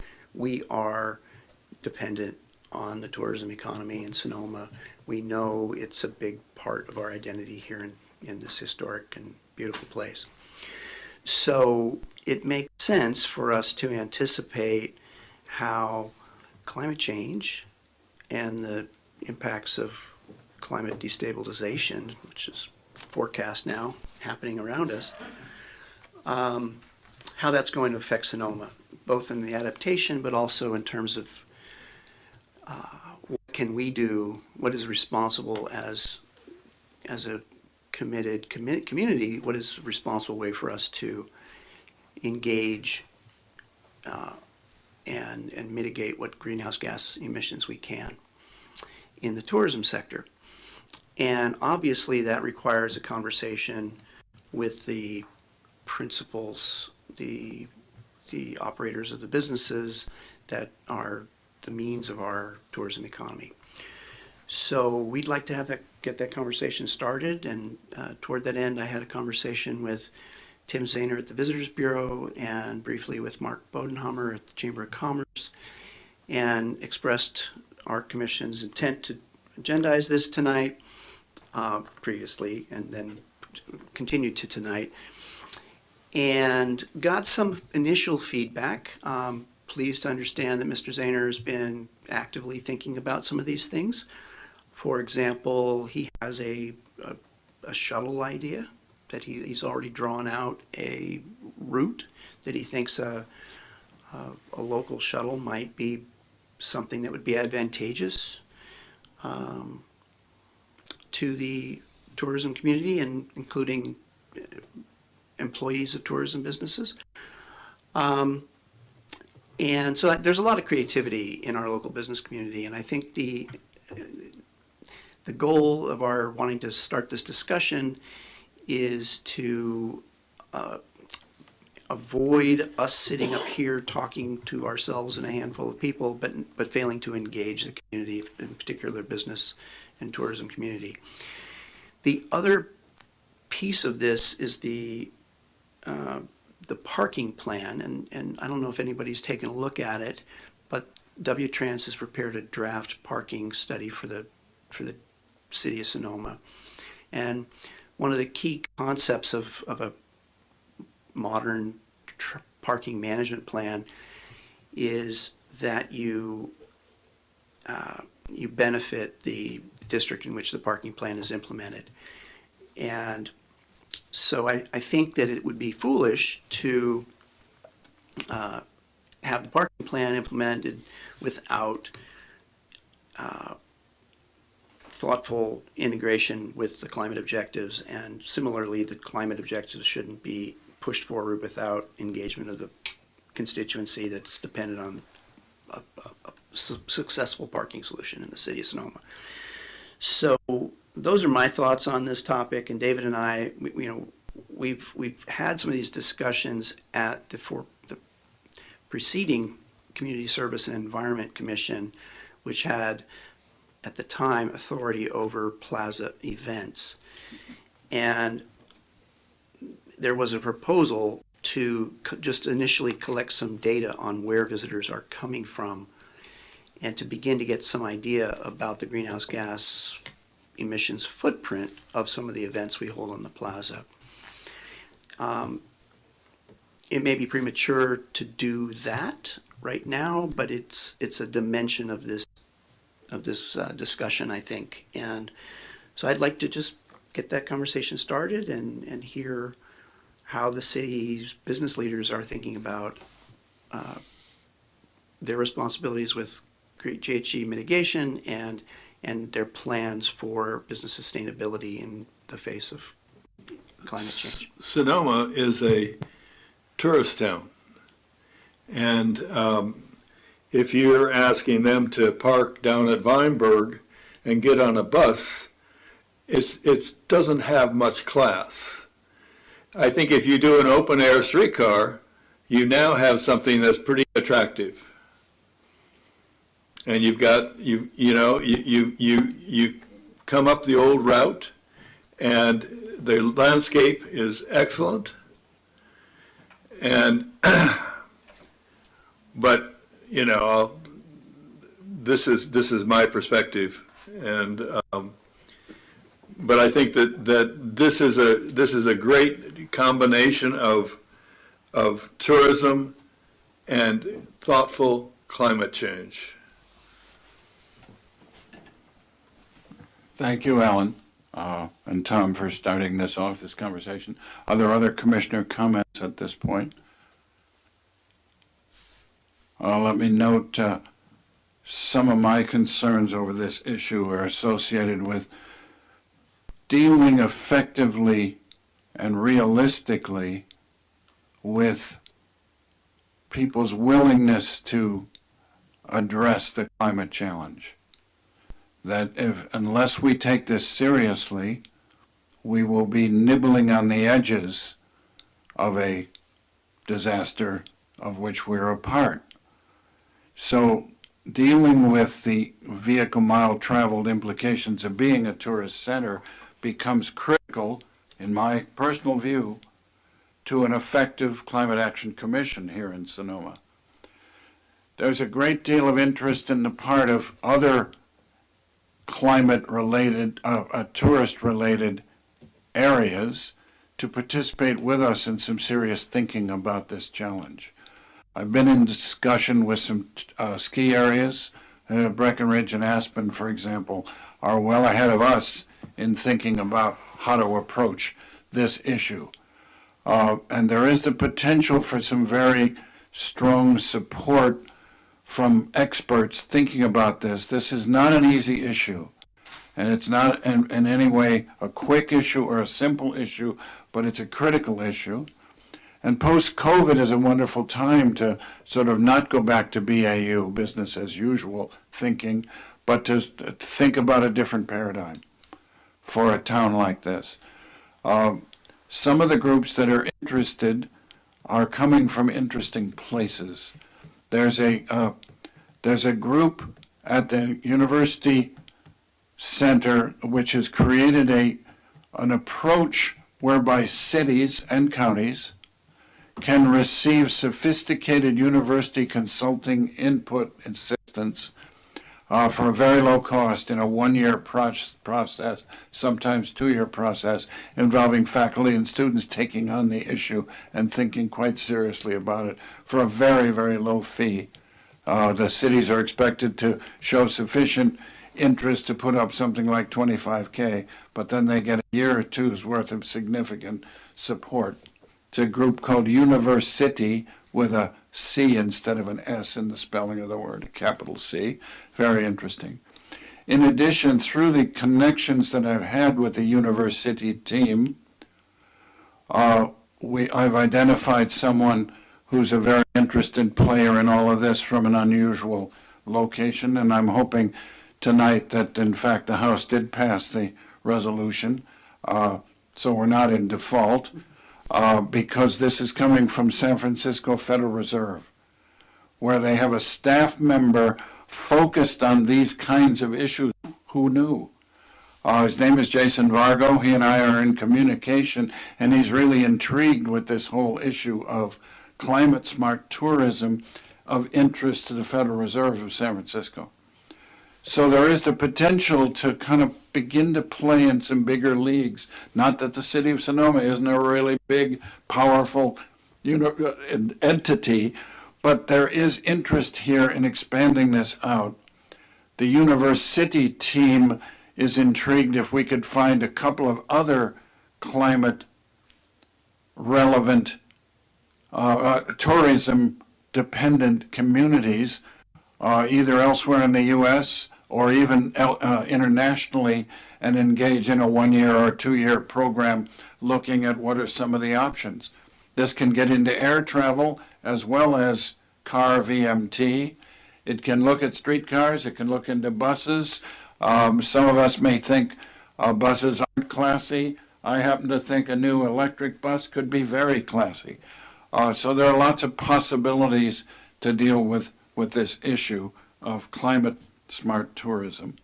I would also add, just a moment, Alan, and then I'll be happy to turn my light back off, that the issue of parking becomes central to this as a piece of the puzzle. It frankly makes me crazy to think of the signal we send about climate from the city of Sonoma with free parking on the plaza.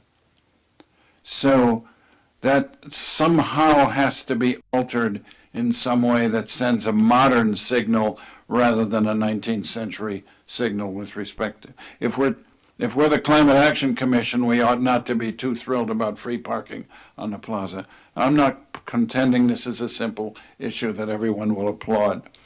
Last point, and then I'll be happy to turn to other commissioners for commentary on this important topic, that this is an interesting opportunity over time for the environmental community, the climate-based environmental community, to interact with the economic and business community in Sonoma and with the wine community in Sonoma in ways that aren't always obviously easy to do. So it's an opportunity to build bridges, with or without University and the Fed Reserve, but just generally to get groups pulling together rather than potentially confronting one another. There are hundreds of millions of dollars from the feds for streetcar systems across this country. This is not only for construction, but it's for operation. I think this is a direction that we need to go to. I see a huge amount of resistance in this commission on this, but I think it's something you need to explore. A streetcar emits water and oxygen. These are the two elements that sustain life.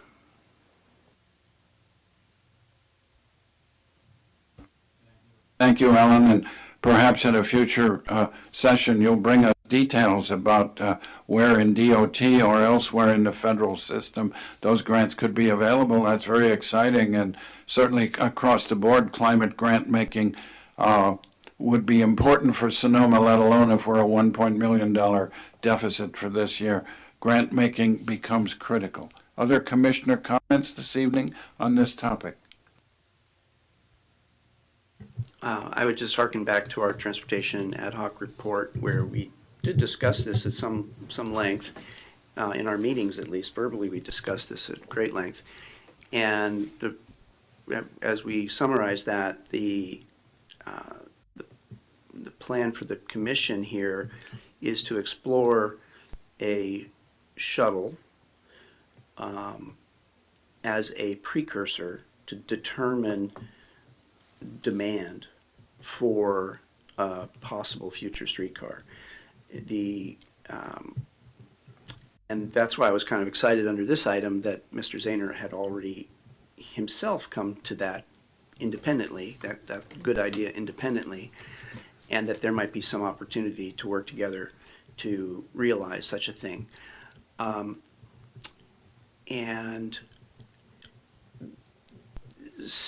Yeah, Alan, your point is well taken, and we aren't abandoning the idea. It's just it's $200 million idea, and so we need to build an argument for it. It's not like we snap our fingers and that happens in this little town. I'm sorry, you have to speak up. I'm sorry. It's not like we can snap our fingers and the $200 million appears for a little tiny, relatively wealthy community. A lot of the money that I've seen that is train or streetcar related is right now in the bills that I'm looking at targeted to more disadvantaged communities than Sonoma frankly qualifies for.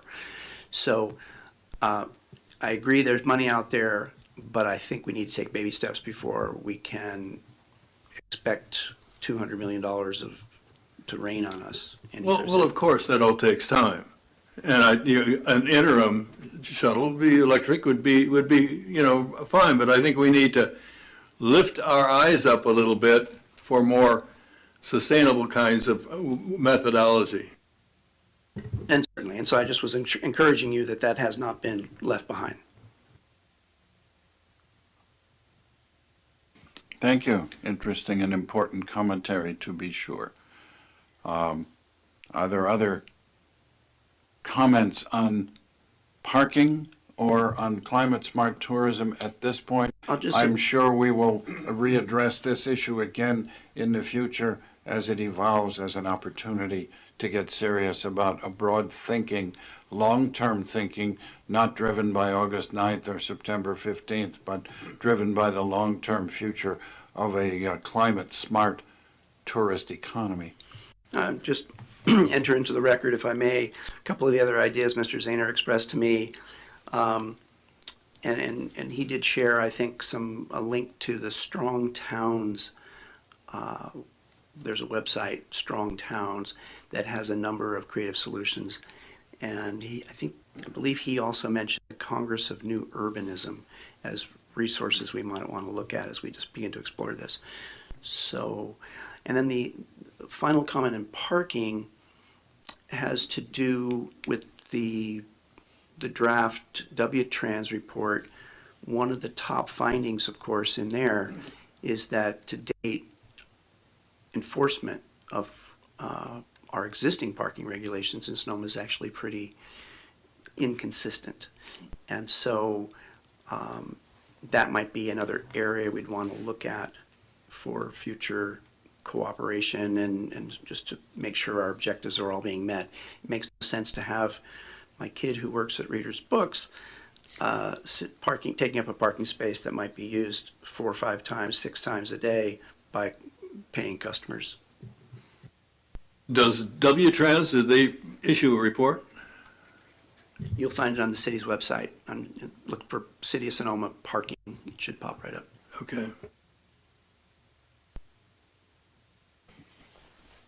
Other comments on this item before we close this item? Public comments on this item? Matt Metzler. Hi, thank you, Matt Metzler. I have a lot of comments. First of all, I wanted to say regarding the idea of parking, I think we should be very expansive in our use of the term parking. Parking does not refer strictly to private motorized vehicles. Parking also refers to bicycles. I've been working for years. Finally, I think it's in some of the city plan. But the plaza is woefully inadequate bicycle parking. So it needs to be, one of the first things I think we should have done many years ago is convert at least 1 or 2 of the car parking spaces on the plaza to bicycle parking. Number one. Number two, other vehicles. I think it's ridiculous. We have so many parking spaces on the plaza for private automobiles and no place for people who want to take a shuttle or a bus or a tour bus to know where to pick up the shuttle bus. Not reserving parking spaces only for personal automobiles, but also for bicycles and other forms of transportation. Also, I was very disappointed recently in letters to the editor in the Index Tribune where they talk about paid parking, and they refer to parking meters. We should eliminate that from our vocabulary. That's very 20th century. All modern paid parking systems involve electronic devices that are much more unobtrusive than those old-fashioned meters. other things I think we need to be aware of for climate smart tourism is having much better signage so that the tourists coming from the major lodges and hotels know where the bike routes are. I see a lot of tourists who kind of wandering around on a bicycle not knowing where to go. A real climate-friendly tourist town should have very well signed bike routes so that the people who are unfamiliar with the town know where to go and how to get there. Also, one other comment regarding what Alan was mentioning regarding the shuttles. I recently was at an event and happened to have find free time with County Supervisor Susan Gorin, and we had some discussion that I was quite pleasantly surprised that her discussions with the SMART board they are talking seriously about, and this is long-term future plans, about future plans of taking SMART along the route of the tracks now that go from south of town through Shelville, and because SMART owns those tracks, that someday having SMART connect to between 101 and 80 and the Amtrak station in Sassoon City, in which case, at some point there, it could well be a SMART stop in Shelville, which would require a shuttle. So that's something to be thinking about for planning for future shuttle. I don't know if we'll live long enough to see that happen, but that, a shuttle is definitely, hopefully, in our future. Thank you. Thank you, Mr. Metzler.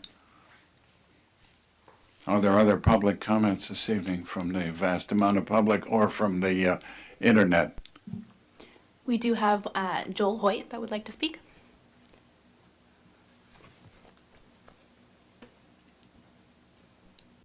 Hello. I just want to touch base here, and I just want to say I don't see how we can avoid starting to charge for parking in Sonoma. I mean, we have to structure it so that it's a cash positive situation, and I know, like, there's Petaluma and there's Santa Rosa, and for some reason, the nuances that they have in Petaluma, for me, I still feel welcome in Petaluma, even though I have to pay for parking. Somehow around Santa Rosa, I don't feel welcome having to the pay for parking there. And I just want to mention too that it's been 5 generations, I think, that we have been sacrificing, giving up things for the sake of the automobile. And I think that we, going forward, we have to start dialing back and starting to take away from the infrastructure that is available to cars today. We have to start clawing that back as much as we can, as just make a determined effort to claw back some of what the automobile has taken from the community. And as far as climate smart tourism, the whole point of it would, I think what we're talking about is taking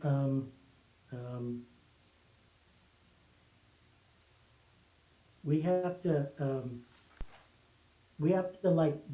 we've been given a set of rules for this commission to play by, and I think we have to see if we can push back against that and say that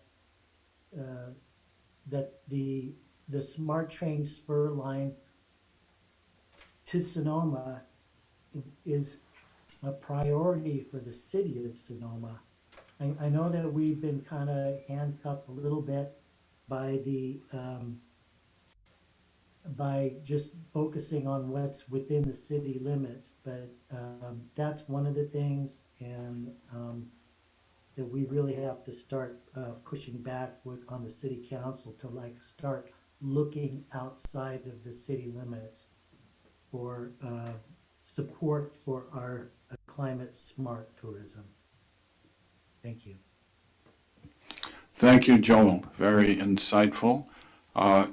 With respect to Mr. Hoyt's last comment about the city limits, I do want to share with my fellow commissioners and the public who are listening that initially, as this commission was formed some months ago, feels like years, but it's been just some months ago, we were told quite explicitly that all of our activities had to be solely within the city limits. With the new changes that have occurred in Sonoma city management, that has in the last few weeks altered somewhat. Pretty clearly, as I've understood the rules, we must spend money only within the city limits, but the outreach effort, educational effort, and the overall consideration of climate issues affecting Sonoma can now move beyond. You will find in the document that I drafted that's in the agenda packet, the first words talk something, I don't have it in front of me, about primarily within the city, where previously it said solely or exclusively within the city. That language change was on purpose. Subtle, you may have missed it, but it is now allows us to consider, in particular, in my perspective, the impact of climate justice issues throughout Sonoma Valley, in particular in the area called the Springs, and the impact on the city of Sonoma of climate issues there. It also offers us the opportunity to think about grants over the months and years ahead that are, particularly federal grants, are being heavily driven by disadvantaged community services.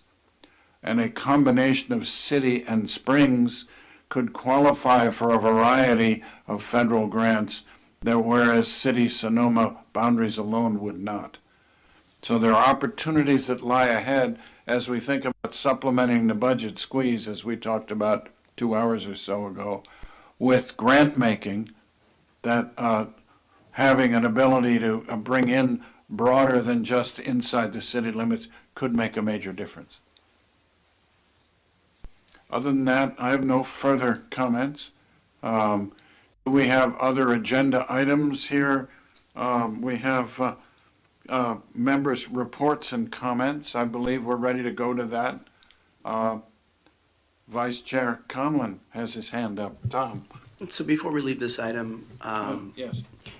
it occurs to me that we might want to ask city staff if there's a possibility of scheduling a presentation on the parking study to this commission.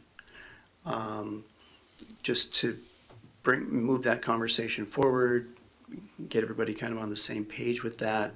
I don't want to burn up staff and consultant time, but that would be one idea that I have. Another would be that we perhaps could schedule a joint committee meeting, commission meeting, but I think it's probably easier to do the former, but I submit to staff whatever is best for the city. What joint meeting are you, what two organizations? Well, my understanding is that the existing parking study is being administered by Public Works, and that I guess it goes straight to City Council. And so what I'm asking is, how does this commission best engage in that process and make sure that we are, and the City Council is well informed by the members of this commission as to those points of the parking plan that might fall within our range of, our purview on this commission. So I don't feel the need necessarily for a hard motion tonight on that, but I just think it's about time to probably start that conversation. So, submit to my commissioners, my co-commissioners on whether that makes any sense. I like that idea a lot. personally.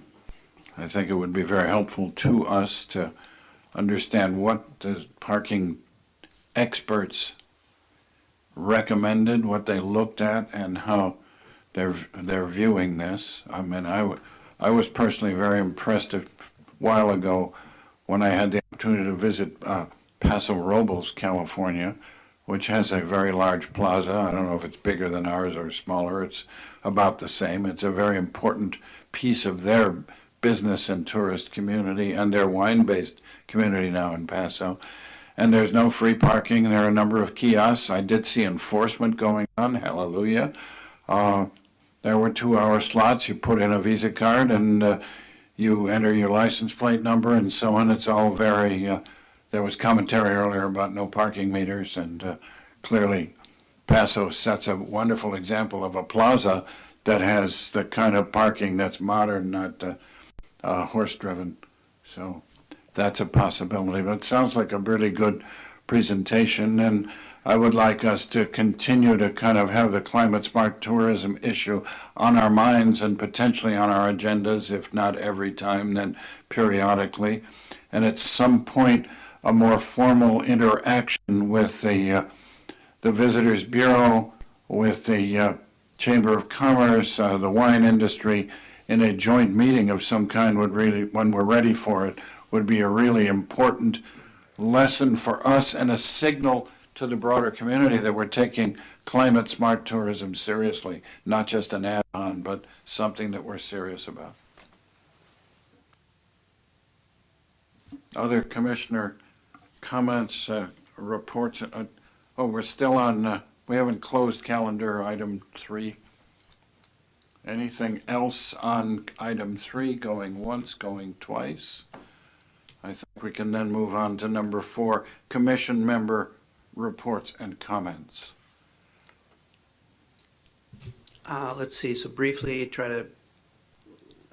the Resilient Highway 37 Committee is meeting tomorrow in Vallejo. My understanding is that the California Transportation Commission granted tolling approval to begin tolling on the proposed 4-lane highway. There is a question about where to put the tolling gantries, the little over road signs that will charge your transponder as you drive by. And there was a great deal of interest in moving that gantry so it doesn't just hit you if you go to Vallejo, but that it would also hit Sonoma Valley residents if we were going to Marin, and vice versa, Marin going to Sonoma. So just something to be aware of. Frankly, it's probably a good idea from a perspective of equity, because the reason that so many people drive on that road is they can't afford to live in Marin or Sonoma. And so just a brief update on that. Other commissioner updates, comments for sharing purposes in the public setting? I have one with 2 pieces. This regards the local environmental organization that some of us are involved in, the Sonoma Ecology Center. If you don't know it, you should now know it, that Sonoma Ecology Center now has moved its main office into the city of Sonoma on 7th Street West, kind of essentially across from the library and a little bit into the street behind the building on the corner. I don't have the address in my head, but it's a nice building. 461 7th Street. 461 7th Where Street. my business was located when I moved out of my living room. There you are. The man knows the building. So the Ecology Center will be there. Ecology Center is keeping a restoration team with trucks and so on, with permission from DGS as the last operating element of what's called SDC in Glen Ellen. But the main office will be in town, which is a good thing. And related to the Ecology Center, not to embarrass anybody, so I'll do this with my left hand. I'm pleased to announce that the Sonoma Ecology Center has a new youth member of their board of directors, Miss Kendall Clemens.